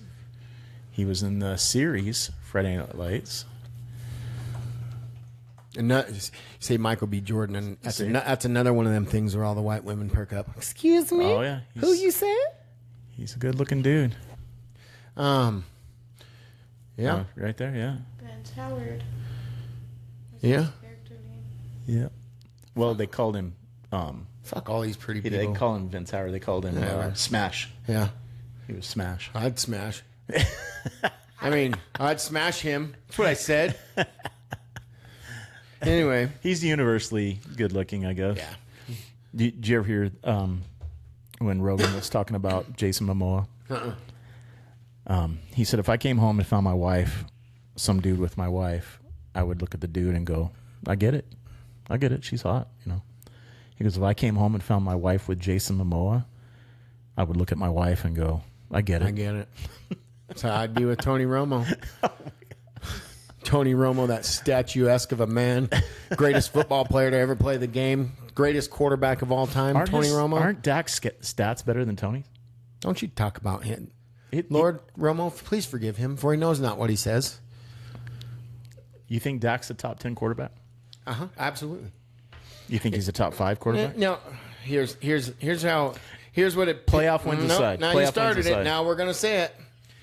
Now we're gonna talk about it. Good job. And I know at least 4 or 5 of my listeners that have listened every week are gonna hear this, and they're gonna have to just ingest it, and they can't argue back. So then I win. Lord Romo. Dak Prescott. Dak Prescott, arguably. Now, if you don't know football, and all you know is that every January you watch the playoffs and you pick a team, and this year I'm a Chiefs fan or I'm an Eagles fan. You know, there's a few of them I have that are true Eagles fans, and a couple that I know they're Chiefs fans. But yeah, most of the other ones, they just want to talk crap about the Cowboys not being there. Here's the thing. Dak Prescott is arguably the most prolific, to me, statistical, now hear that word, statistical passer in the game. Now, his numbers in the season, I'm regular season. Hear me. I'm not saying playoffs, but everybody wants to give him a bad rap about his playoffs. Here's my problem. Let's line up Dak Prescott and say Joe Burrow and look at their playoff records, or how many times they've been to the playoffs, or you know, all these other guys that they just praise. And I'm like, the only reason you're giving Dak any garbage is because he's on the Cowboys. Like, that's it. That's your argument is, well, he plays for the Cowboys and they suck. Okay, but look at his numbers. Last year he threw for 4,500 yards with 30 touchdowns. Mm-hmm. Like, that's insane. Yeah. But the thing that bothers me now, and I'll give you the Green Bay Packer playoff loss. Dak did not play well. However, a good team, hear my word, 22 people, 11 on defense, 11 on offense, shouldn't have gave up 40 points. And that's the other thing. I always compare Dak and Tony. I mean, Tony Romo. Tony Romo has if not second now, might be second now, but he was the greatest fourth quarter passer in the league ever. Tony Romo. And here's my reason why. Now, if you know football, you have to understand that yes, he's doing all that, but the reason he's doing all that is because he's constantly having to play catch up in the fourth quarter. Tony Romo never had an elite defense. Nobody ever, Tony Romo could go out and throw 30 points up on the board and still lose the game. Now, why are we blaming Tony Romo for that? Right. Same thing with Dak. Yeah, I get it. Dak had one really horrible that I can blame. You know, I can say, Dak threw that game. It was against Green Bay Packers. And they lost bad. But the defense still gave up 40-something points. Right. How do you blame Dak for that? Good teams, the Denver Broncos, when they won it, they had the elite defense. Of course, they had Peyton Manning on the other side, too. But, defense is what got them there. Their defense was unstoppable. The Seattle Seahawks, they went and played, and they get, they were the best defense in the league. That defense. Everybody knows defense wins. Yes, and you can't blame a quarterback for going out and throwing 4 touchdowns and then throwing 3 late picks. Well, why is he having to throw the ball in the fourth quarter in the first place? Right. We should be able to just hand the ball off, and you give, and Dak hasn't had it last year. If Dak would have had even a 20% better defense last year, this whole season could have changed. But last year, he's 5th in QBR, 4th in touchdown passes, 3rd in passing yards. And we're just 2 years removed from when he was second place voting for MVP, which I think he still should have got. I don't think Lamar had a better season than him. Right. I don't. Dak was. So I get mad about Dak and Tony Romo because I don't feel like they are represented well on the other side of the ball. What do you think about? How do you feel about this hate that he gets? Because Dak, NFL Man of the Year 2 years ago, Yep. right? Does a lot of charity work. Doesn't get in trouble. Is not in the headlines. Doesn't go out. Doesn't party. Doesn't go to the strip club. Good family man. Good dad. There's so much, and then he gets all this hate. and I don't know as much about Tony Romo as I do about Dak as far as off the field. But even players, other teams' players will tell you, I don't know how you can hate Dak. I don't know how you can just hate. You can Is hate it just that man. because of the cowboy hate? It's because he has a star in his helmet. Yeah. If Dak Prescott plays anywhere else, and I firmly believe it. And I hate to say this, but I firmly believe that Dak is going to be the next Matt Stafford. I think at some point, Dak's going to be traded or sign with another team and have his glory days just the same way Matt Stafford did. How many unbelievable seasons did Matt Stafford have in Detroit? But because they couldn't win a game, you didn't think about it. Now he's on the Rams and he's got an elite defense on the other side of the ball, and he's top quarterback in the league, arguably the top. Well, let me preface this for our viewers because they probably don't know our background. If you know us personally, you know our background as far as the Cowboys go. But me and Tanner are both Cowboys fans. Don't stop watching because of that, because we like other teams too. But we've been diehard Cowboys fans for many years. I've been a Dallas Cowboy fan since 1976. And that's before most of our viewers before were I was born. Before Tanner was born. My parents, my mom was the biggest Cowboys fan I've ever seen. She lived and breathed the Dallas Cowboys. I grew up watching Roger Staubach and Tony Dorsett and Robert Newhouse and Drew Pearson and just the doomsday defense and Harvey Martin and Randy White and Ed Too Tall Jones. That's what I grew up watching. That's where my roots are.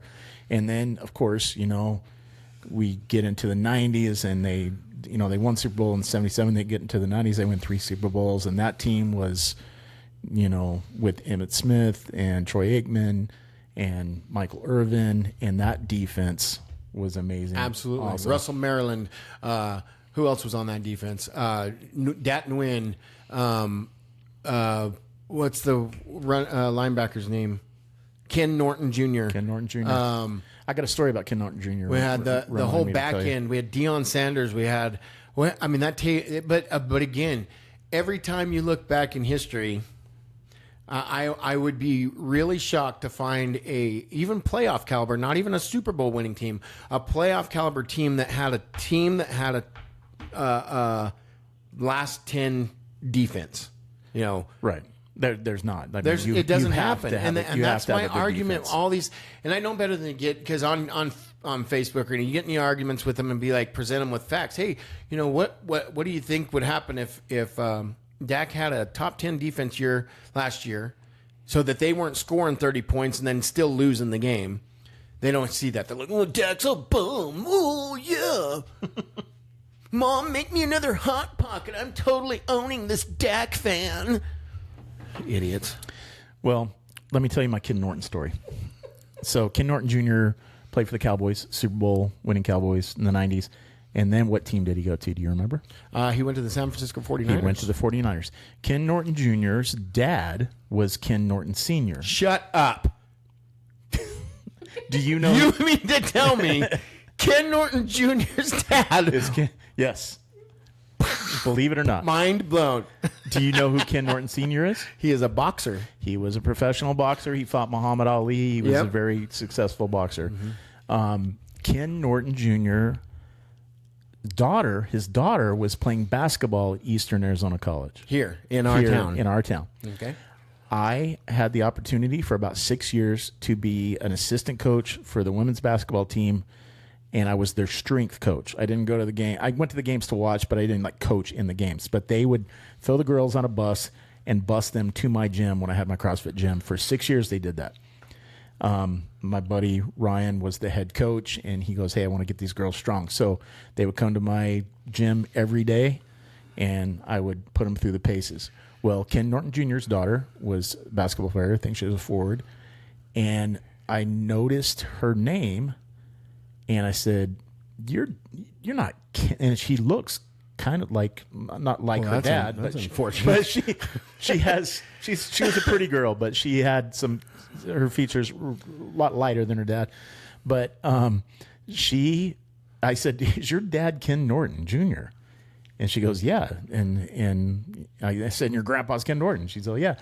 And I said, I love both of them. They were some of my favorite athletes ever. I love that if Ken Norton Jr. would score a touchdown, remember what he used to do to the goalpost?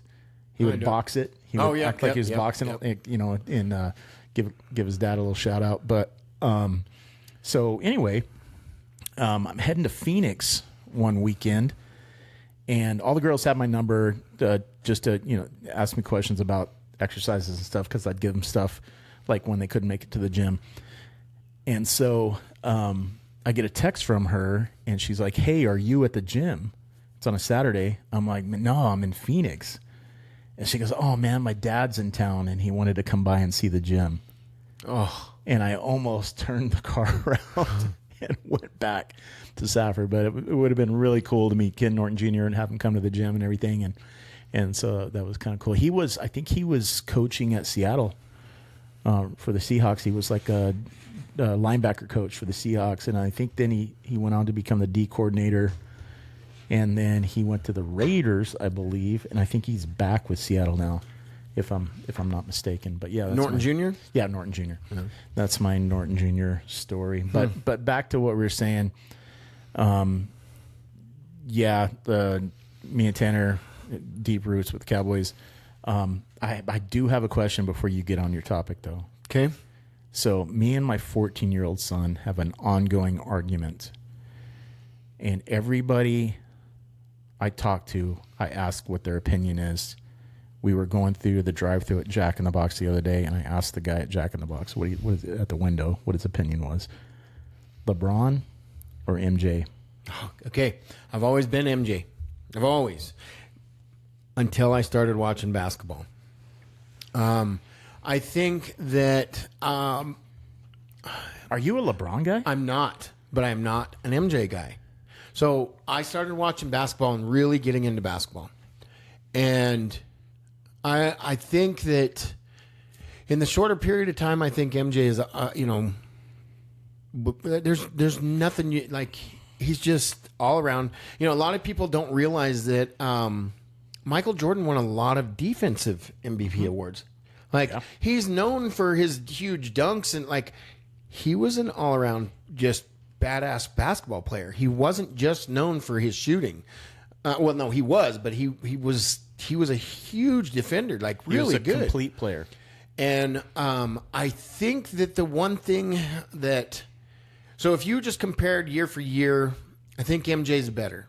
But I think that the fact that LeBron, who's still right now going to sign with somebody, he needs to hang it up, dude. No, I think he's got 1 year left in him. And if not, I think he's got 1 year and he's going to be a benefit to somebody on some team because he's an incredible basketball mind. So let me ask you this.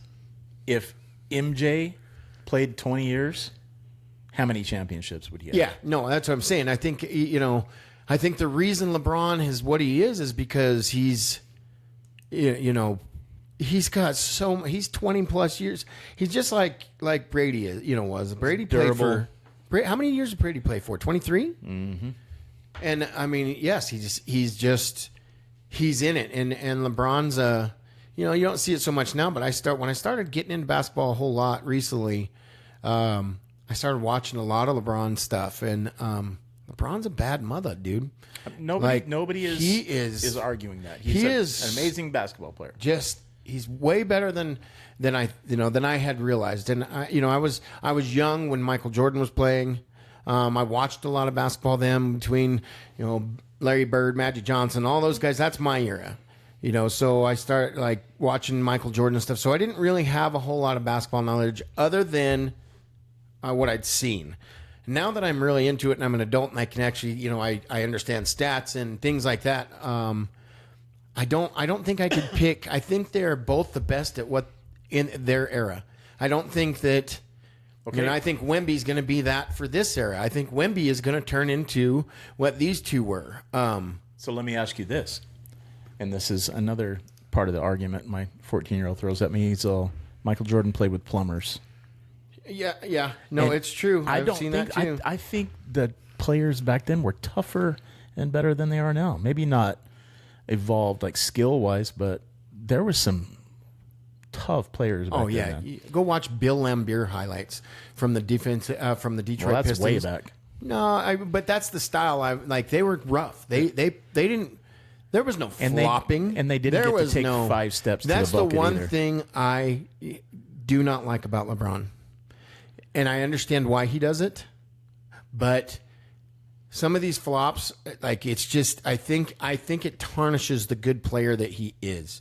I think so many people realize how often he is flopping, and it's obvious that I think it tarnishes. You know, I remember a game, I think it was last year. He put up a ton of points, but he had a horrible flop. Like some guy just grazed him, and he flopped back like he got punched in the chin.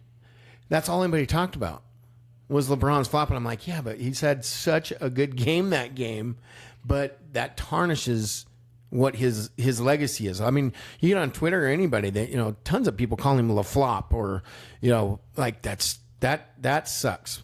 But he does it. And I know why he does it, because it works.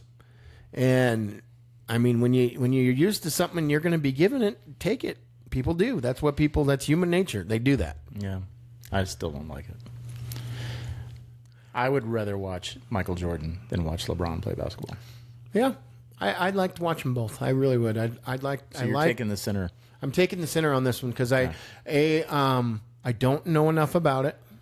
Like I'm very, you know, I've only within the last year or so started getting back into basketball, and Well, let's read. This shout up out to here. my rep from DraftKings for doing that. Anyway, Six Sierra. finals MVPs for Jordan, 5 regular season MVPs, 10 scoring titles, and a Defensive Player of the Year award. Has the highest career playoff scoring average in NBA history at 33.4 points per game. And then LeBron's records, he is the all-time leading scorer. He owns every record. I just saw a list of them. It's unbelievable how many records LeBron has. 2 less championships than Jordan. Did you know that I have never lost an NBA playoff game? And LeBron has lost 114 of them. Yeah, no, it makes sense. He's lost 114. Is that what it is? That's the stat I heard. I don't know if that's true or not. Dory, can you pull that up? How many In between playing mahjong on your phone. how many playoff losses does LeBron James have?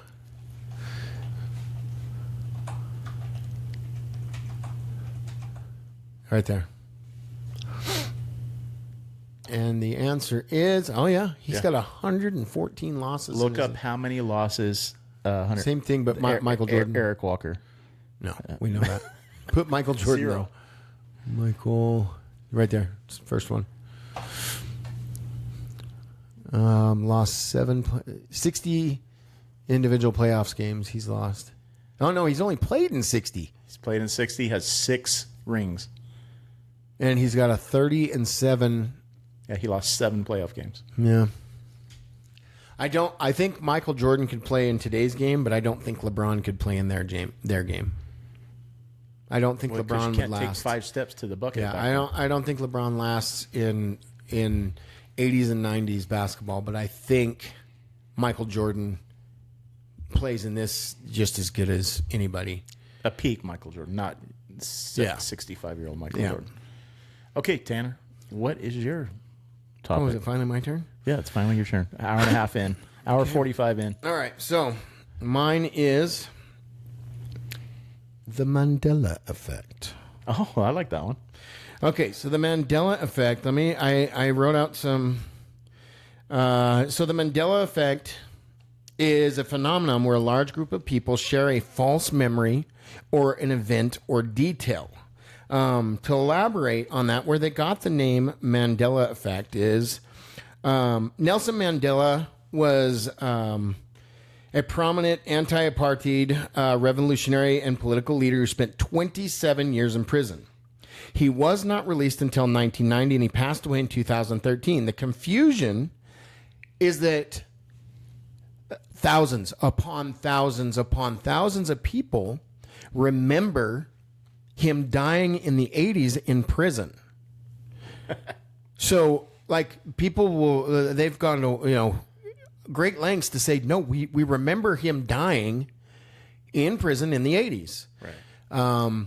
Which didn't happen because he was released in 1990 and he lived another 23 years after that.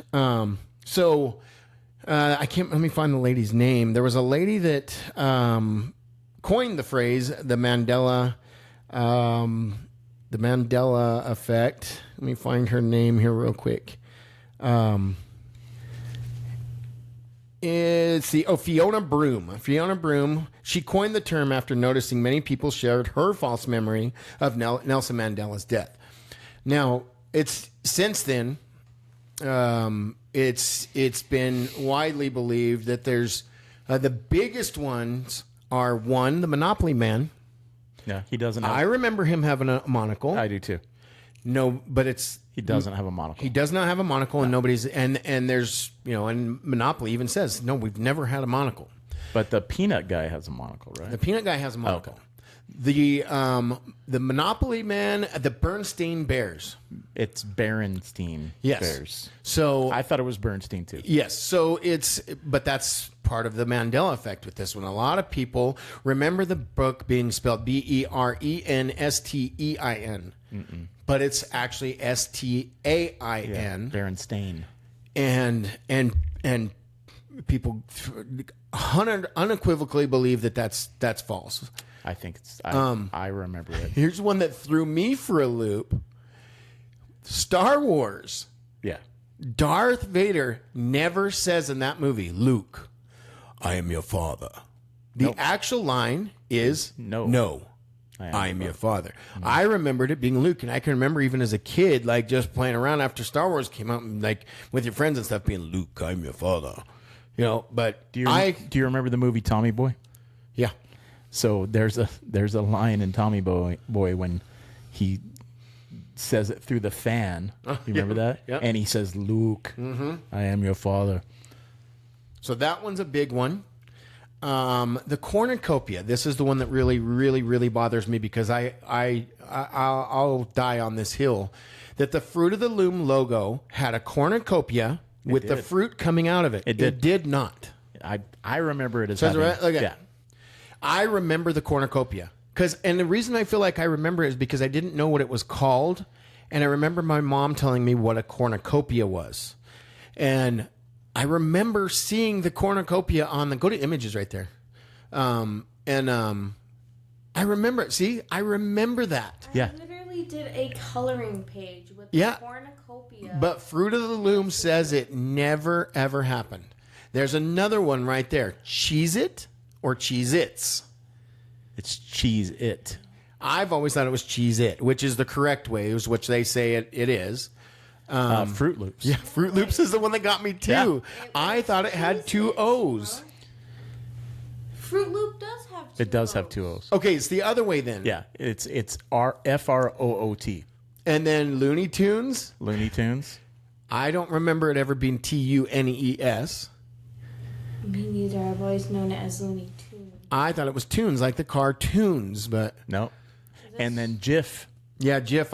I don't Jif. remember that one very much either way. Oscar Mayer spelled with an A. Yeah.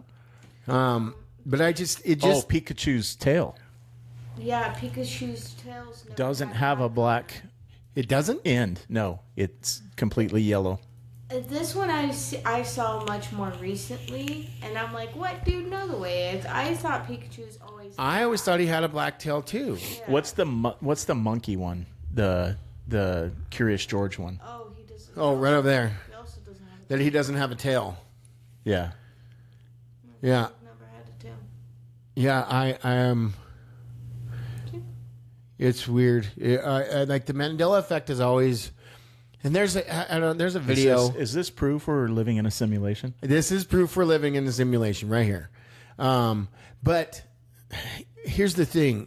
What bothers me about the Mandela effect is we all remember certain things. Shazam is the big one that everybody, that Sinbad made a movie called Shazam, but the movie never happened. He was a genie. He came out and helped a kid. I thought I saw that movie. Everybody thinks they saw it, but it never existed. Really? Never. There was no Shazam. ever. And there's people that claim they have it. They've, or Sinbad, and there's, see it down there? It says Sinbad and Shaq right there. Where?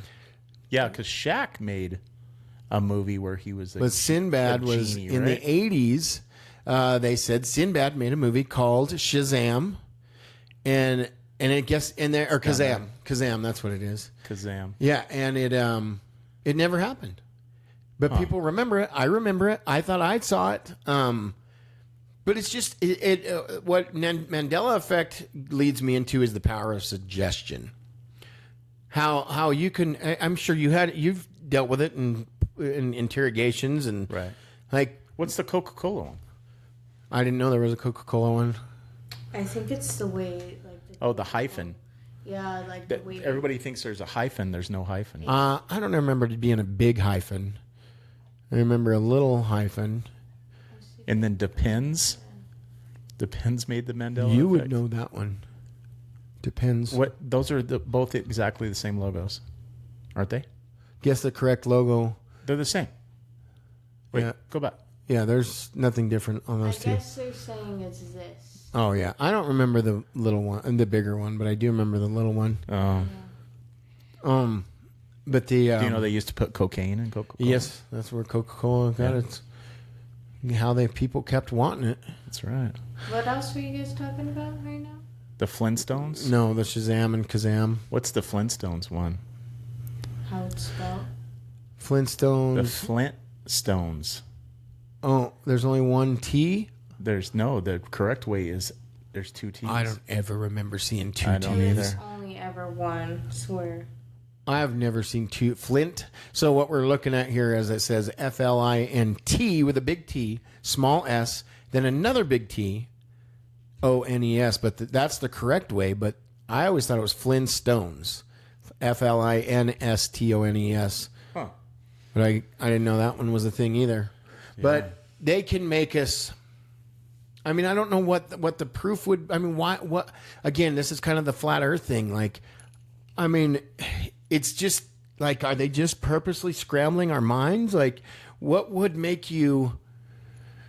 I don't understand what the end goal would be. Like, what's the point? Why would you create if it isn't like? I just don't know how that many people can remember one thing. And then these companies, and they're like, yeah, no, it never happened. Well, have you ever played the telephone game? Yes. So with the telephone game, you whisper in somebody's ear, you sit in a circle, and by the time it gets to the however many persons that you have in your group, the story is completely different. So you get enough people together in a group, especially with social media now, people will start believing stuff that they didn't really see. Yeah, that one. I didn't know that one. So this is, I didn't know Lincoln has a closed fist.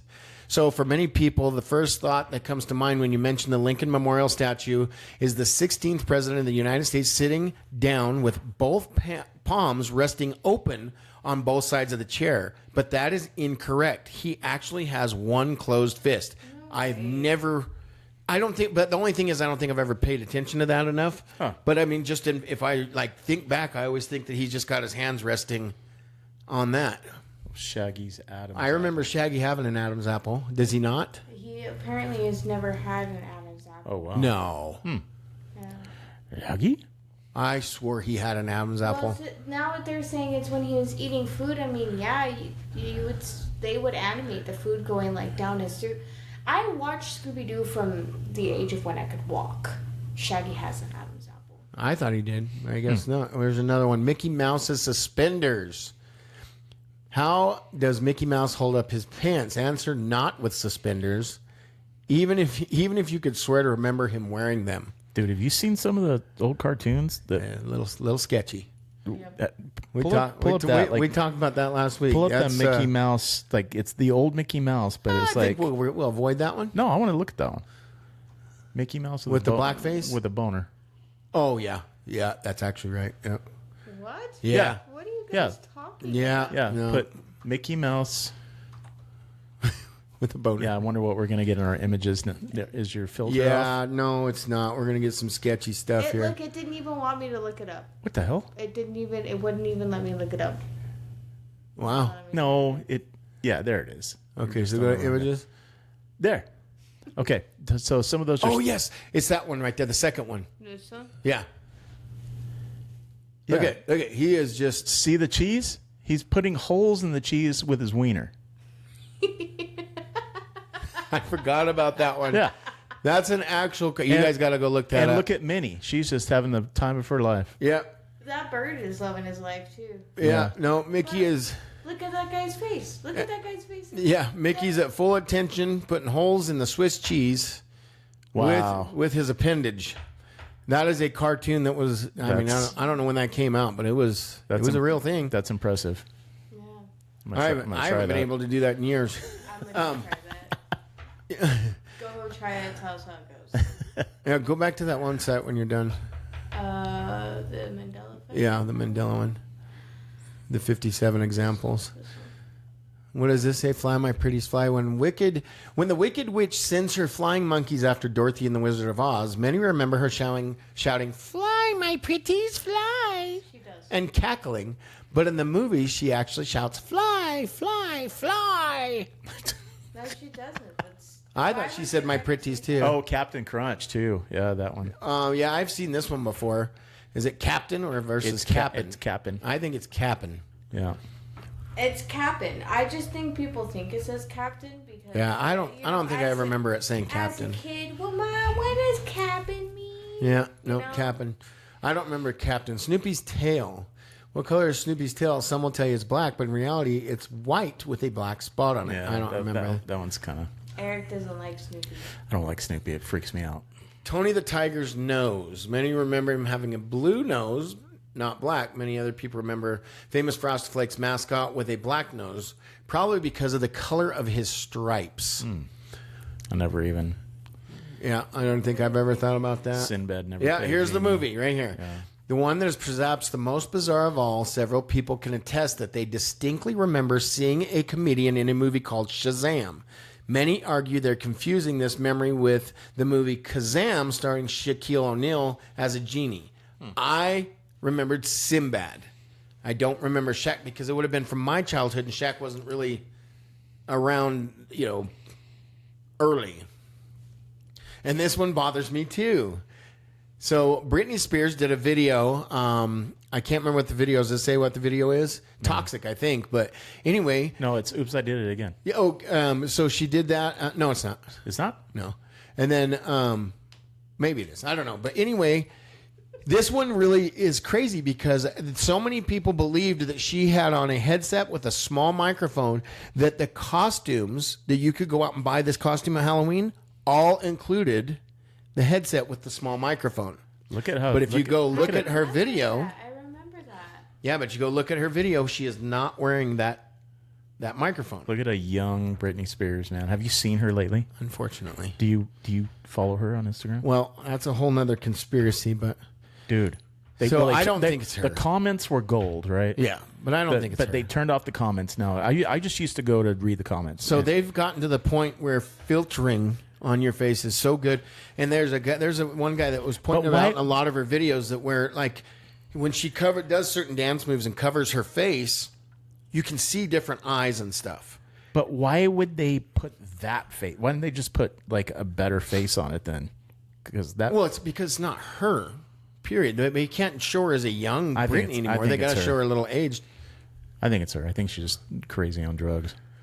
You think she's on drugs? Yes. I thought she wasn't. No, she's got to be, dude. Or she's just lost it completely. She could have just lost it completely. Looney Tunes, we went over that one. What's another one? The Berenstain Bears. So there's a video out there, and this guy's like freaking out. He has found the edge of the realm. So he was reading a book to his kid, and he went from the bedroom into the front room and watched it turn from teen to tain. And I'm going to show you on real time. I'm going to walk through this door when I walked through this door and he held it and he's like, I'm watching real time. And every time he'd go through there, it would change on the book. What? Where's that at? I don't know. I have to look it up. Let's look I up. gotta see Look that. up man with book Mandela Effect. Man with Berenstain. With book Berenstain Bears. I used to love those books.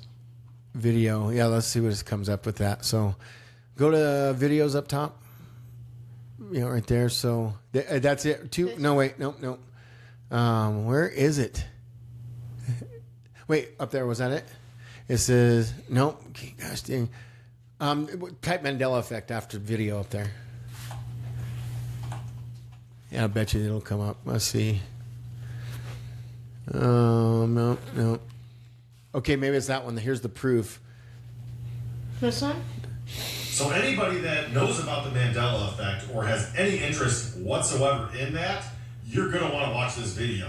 Because I just came across something that's absolutely bonkers. I was in my basement and I came across a box of old VHS tapes. I don't know if this is him. Were, like, recorded from TV. They've literally been sitting in this box I since don't the know 90s. if this is it or not. This videotape right here, and the first thing on there is it says Berenstain Bears play ball. Underneath it says Walt Disney songs, Heathcliff, Crazy Cat Caper from 1966, and then Family Circus. This Berenstain Bears play ball, this is probably from the early 80s. So this is a 40-year-old VHS tape that says Berenstain Bears. If you look, Well, I mean, anybody could write that, so I can't really.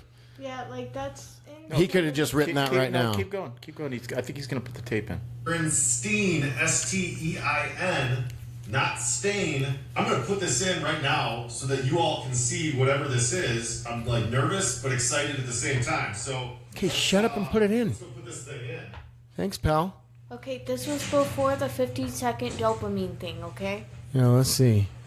This is It's going pretty good. 2025. It's going pretty good. Play.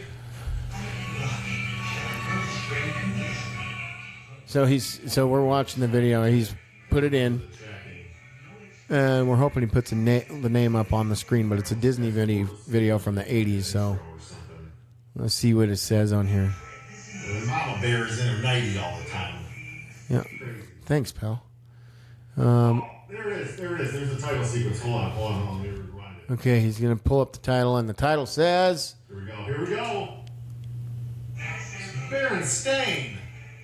Yeah, it's Berenstain. So it is Berenstain. So this guy found a video from however long it is. I think he thought he had something there, but no, it's Berenstain. I mean, I guess we're all wrong. What's the psychology of this? Like, is there? Well, that's what I was getting at. This Okay, is the here, book yeah, we're watch. talking about. Yeah, so play that real quick. Come on, watch on YouTube. I don't trust it. Oh, is this the one you're? So watch what happens to the book. Berenstain. We'll put a link to this in the description so you guys can watch it. But he's standing in his room. Says Berenstain. Creepy ass nun on the wall right there. Tree of Life blanket. Like a Celtic tree of life. I hung this thing up Fast forward a little. about a long time ago. My cousin painted that Okay, right there. picture. Let's see. This book is one of my nephews. Okay, it says Berenstain, Stain. It's just an old book. It's something like. and he's in his nephew's bedroom. And So now he is. I started to. Yeah, he's just talking. Good night, walk, homie. Okay, go right there. Happens when it gets in the room. Okay, It changed. it changed to Steen as soon as he walks in the room, and it's an uncut video. That is. Fuck. That can't be uncut. Well, obviously, but it's happening, Yeah. right? And this dude seems genuinely freaked out. Go to the comments. There's Go to the no comments. way. So that's what I was telling you about. Let's see. I bet no one in the comments knows this guy has been missing for 4 years now. What? What? He's missing. He is missing. It's like that guy who built the engine that Wow. runs off water, who was mysteriously killed afterwards. There's 4 of them, by the way.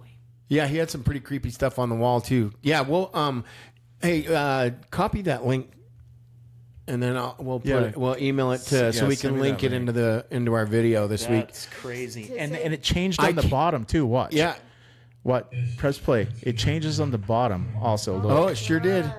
When I sleep, By Stan and Jan Berenstain. I mean, he would have to be a master at cuts to do this because I mean, there's no like, This was 3 years ago. how in the too. fuck? and he's been missing. And I guess he's been missing. Well, one comment says that. Who knows? But it's definitely something I like to. Right. No, that was in April 2017. He did that. But yeah, we'll put the link in the video for you guys to watch. But so I don't know.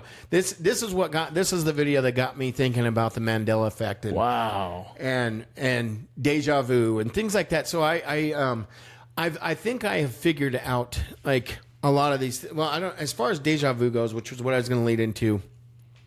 Everybody knows what deja vu is, correct? Mm-hmm. It's where you feel like you've been in a situation where you have. So I had it explained to me one time. I was like, wow, it feels like it's happened. This has happened to me. Like everything, that's all the same. He goes, yes. Well, I can't remember what it was. It was one of my teachers. He's like, let me tell you why that happens. Deja vu is your ability to predict the future. And he said, let me tell you how it works. When you walk into a room, you take a visual representation of everything that's in front of you. Everything you see, everything. You got to know what you're walking. Like you have to know that you can step forward without falling. Like your mind predicts what your next move is as soon as you make the move. So people think that deja vu is just you guessing, in your subconscious exactly right. So when you walk in and you think, I've done this before, it's because your mind has already played it out to what's going to happen, how it's going to happen. That's how we keep from jumping off a cliff accidentally or walking into a door without opening it. Like when you walk up and you turn the corner, your mind already says, I got to open that door. I got to turn the handle. Like all these things play out in your brain to make it happen. And sometimes you predict it exactly right. So I don't know if you believe that or not. Does it make sense to you? Yeah. I mean, but sometimes it's more than just like a repetitive motion or something playing out. It's like a feeling. Have you ever woken up in the morning, been kind of groggy, and you feel like you've had a dream, but you can't quite remember it? I never do. But then you don't dream? No, I just did it last night. I woke up at 2:34 a.m. and I remember like jarring me awake. And then as soon as I sat up, I was like, I don't remember. I don't remember what I was dreaming about. Right. I know it jarred me enough to wake me up, but I forget. But have you ever had a situation where it felt like you were still dreaming, but you're awake? Or maybe I remember. Or maybe you're awake was the dream. I and the remember dream one was you time. awake? Yes, I remember one time. It was weird because I could have swore I was awake, but I also didn't know because so what I thought is that I was on top of the edge of a cliff peeing. You had to pee in your I peed in real life. I peed the bed. It was just years ago. Stop it! It was a long time ago. But anyway, yes, no, I've had dreams where I feel like I was dreaming inside of the dream, Right. and I'll And wake then up you wake inside up the dream, inside the dream. but I'm still in the You're dream. still asleep. Yes. Yeah. Yeah, I've definitely done that. Yeah, Oddly crazy. enough, I got those a lot when I got home from prison. When I got home from prison, I had a lot of dreams. They were the most vivid dreams I've ever had in my life. Very lucid. Like everything was, and they were very frightening too. I imagined I was back there, and then I'd wake up in the dream and realize, shit, I am here. And then I'd wake up again, and it was just, it was so torturous, and silence is what got me. Like, and to this day, I have to have noise. Me too. I can't sleep when you're in there. It's not like it's loud all the time. I mean, but you have a guard coming in every hour. You got like things are happening. You learn to sleep through a lot of things. And when I got home, And I kept telling myself, I can't wait to just go home, get in bed, and just have a good night's sleep. And then when the lights went out, that was really bothered me because there was always a light on in prison, always a light. You know, even if it was a small one, there was always a light. So the darkness and the no noise made it really hard for me to sleep. And when I would sleep, I would have very, very, very lucid dreams about being back there. Like they had made a mistake, and for some reason I had to go back, or that really messed me up more than anything as far as coming out. That was the hardest thing to acclimate to, was sleep, and dreaming was just so real and so horrible. Do you are you familiar with Taylor Sheridan? The Yellowstone guy? Yeah. Yeah. So Taylor Sheridan, created Yellowstone. He was on Sons of Anarchy. He was a kind of a B-list actor in Hollywood for like 13 years, and never really made it to like the A-list. And when he got fired off Sons, killed off on Sons, he went back to the ranch in, I believe, Montana or Wyoming or somewhere. And I might be wrong on some of these facts, but he started writing again because he was always a writer, and he wrote the movie Sicario. Oh, I love that movie. Love that movie.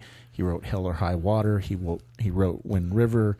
He wrote For Those Who Wish Me Dead. He created Yellowstone, 1883, 1943, Mayor of Kingstown, Lioness, Tulsa King, Bass Reeves, Landman. The list. Mayor of Kingstown's my best show on TV. And it's funny you mention that because it's a show about prisons. Mm-hmm. He just wrote a book, and I'm going to order the book. It's called How to Survive in Prison. And he wrote it with a guy that was in prison, and it's a comprehensive guide on how to survive in prison. And I'm just very, you know how that interests me, and it's just sleeping with a bunch of men. Yes. Yeah. And I'm very curious about this book. And so I'm going to order it and see what it's all about. But, yeah, I think I honestly have that fear sometimes. I'm like, what if I'm not like 60 years old? What if I did go to prison? Well, again, what am I going to do? That's why I like GPS and flat cameras and always have the location on my phone and don't care who's tracking what I'm doing or how I'm doing it, because I feel like that makes me safer.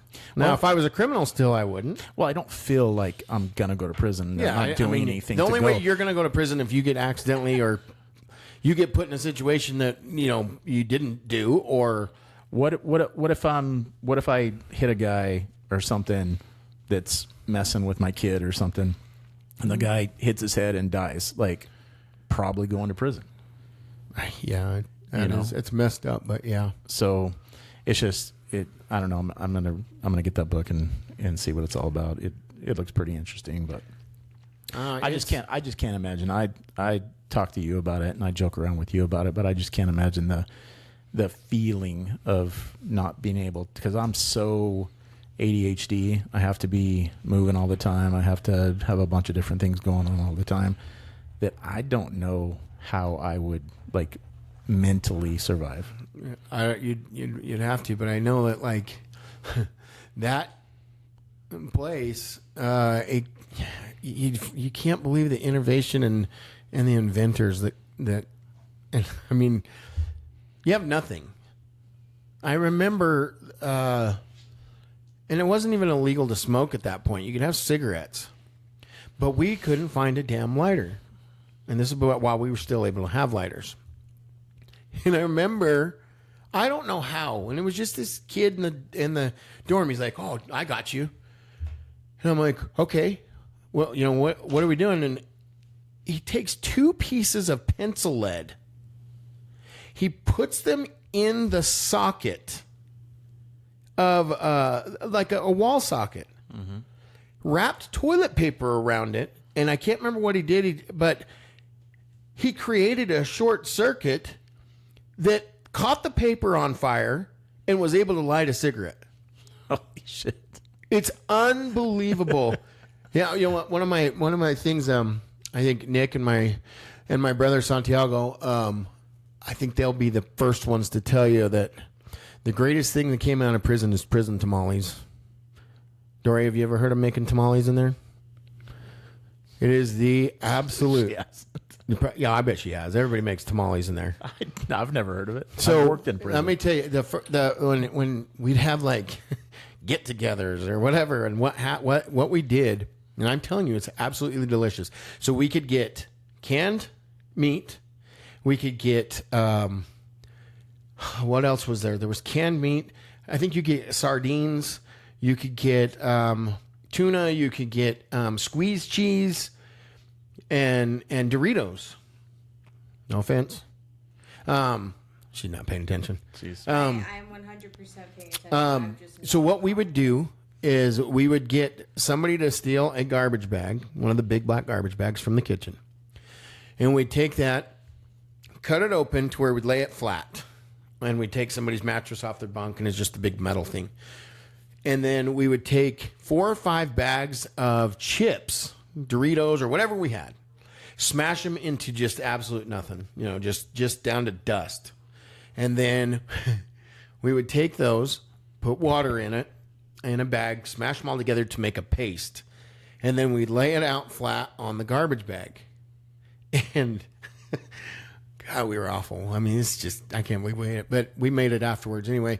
Then you would, what you'd do is you'd cover that back up and then put the mattress on top of it and let it cook. And it would just, till it was dried out. And then you'd cut it into squares and you'd throw some sardines and some squeezed cheese and canned meat on them. And it was a delicacy, bruh. And we made that that was one of the first things I did. I did 2 things the first time. Right when I got out, I was like, we're making prison tamales. When you got out, you mean? Yeah. I wanted to show Nick Vio and Santiago there. We were like, we're going to make it. And we ended up making it like every weekend. We'd make one. And the other thing was like, I'm going to build me a tattoo gun. So the day I got out, I made a tattoo gun. And I went to Walmart, bought a cassette player, got a guitar string, and I was like, I just want to know how it works, And I was like, I could do this. So I made one, and I made these, what I thought looked like a pirate with a ponytail. Some beautiful Now tattoos. it looks like 2 sperms on my knee. Yes, a double-headed sperm. I'll have to put up a picture for you guys to see. So I'm just going to throw it on the podcast page, and you're going to be like, why is that picture there? Well, listen to the episode. You'll find out. But anyway, that's what I did with that. And then we made prison tamales, and I tattooed me, and I tattooed Aaron Driver. I put a CFH on his shoulder, and it's still today one of the worst things that's ever happened to him. Cowboys from hell. Yep. He's like, I want that same one that's on your back on my arm. I got this. You have a CFH tattoo on your Right back? in the middle of my back, CFH. I didn't know that. Cowboys from hell, yeah. I heard fan. What you guys were saying earlier. Well, we're getting around the 2.5 hour mark, Tanner. Yeah. You want to wrap it up? We can wrap it up. A couple things I want to touch on. I noticed something in the video. When I watched last week's episode, I noticed me doing this. And let me tell you. Me or you? Me. Yeah. I'm not a tweaker. Just play one on TV. I put nicotine pouches in, and they'll move forward, and I'll just push it back. But I realized what it looks like to you guys on that camera, and it's a little embarrassing. Grinding your teeth. I am not currently doing cocaine or meth. I am not having Tourette's. I just occasionally move that back. Yeah. So I wanted to clear that up. I don't think we need to correct anything or add anything to last week's episode. I kind of want to do that just throughout the week. If we, please, if we say something that's wrong or not factual or something like that, let us know during the week. We'll correct it. We'll get on and correct it and say we were wrong. We've done that before. I'm perfect. Eric is not. So he makes mistakes. I do. I do not. I'm pretty much infallible. But I don't have anything else. I hope you enjoyed this week's episode. I was in a horrible place when you guys got here, and I feel a lot better. So, Yeah. yeah. That's why it surprised me when you started talking. Yeah. I'm like, I wonder how this podcast is going to be. Tanner's kind of in the dumps a little bit, but he started off strong and kept going. So I just, I think about it. I'm like, humans are humans. And I always think, like, you can't tell me that Theo Vaughn or Joe Rogan or any of these guys don't have bad days, they absolutely but, have bad days. But they have a job to do. And I think that's kind of something I'm working through right now. I think today was a good example that I can do it. Things aren't just perfect for me, but sometimes you just got to put on a smile and do your job. Hey, like Doc Holliday said, there's no perfect life. There's just life, right? Yep. So thanks, folks. Thanks for tuning in, and we might have a guest next week. We're hoping to. We're hoping to have a guest. I think we're going to have my buddy Ted on. Hey, real quick, what does Ted do? Ted does a lot of things, man. He was a professional bodybuilder. He's been in movies. He's a writer. He's an artist. He likes a lot of the same art I do. We're kindred spirits in that respect. But now he's a recreation and fitness guy, and he is starting his own podcast about aging and health and wellness.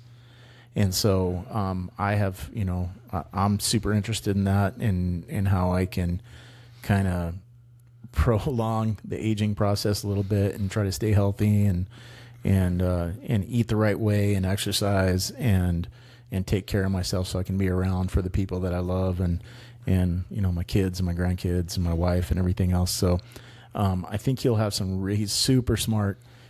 He's a big sports guy. So we can talk about art, we can talk about sports, but I want him to kind of plug his podcast and do his thing, but we can talk about whatever you want. I'll definitely be the jackass for the day and make I'll try to make it fun and we'll do some fun Isn't stuff. that like every day? Yeah, pretty much. Yeah. Oh yeah, that's it. That's what. All right, guys. Hey, thanks a lot for tuning in. You don't know how awesome it is to see all the views.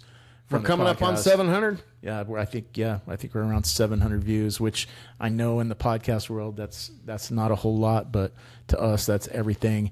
And just keep sharing it, keep hitting that like and share button on our Serious stuff that we guys, post. like especially you people that are my close friends. Like it takes you 1 second to share. It's 1 second. Just hit share to story. And listen to the podcast. All you other people, it's fun. I'm not going to get on you guys. I'm just going to be grateful you guys do it. But you know who you are. You know who my close friends are. You better hit share. That's all I'm saying. All right. Thanks a lot, folks. We'll see you next week.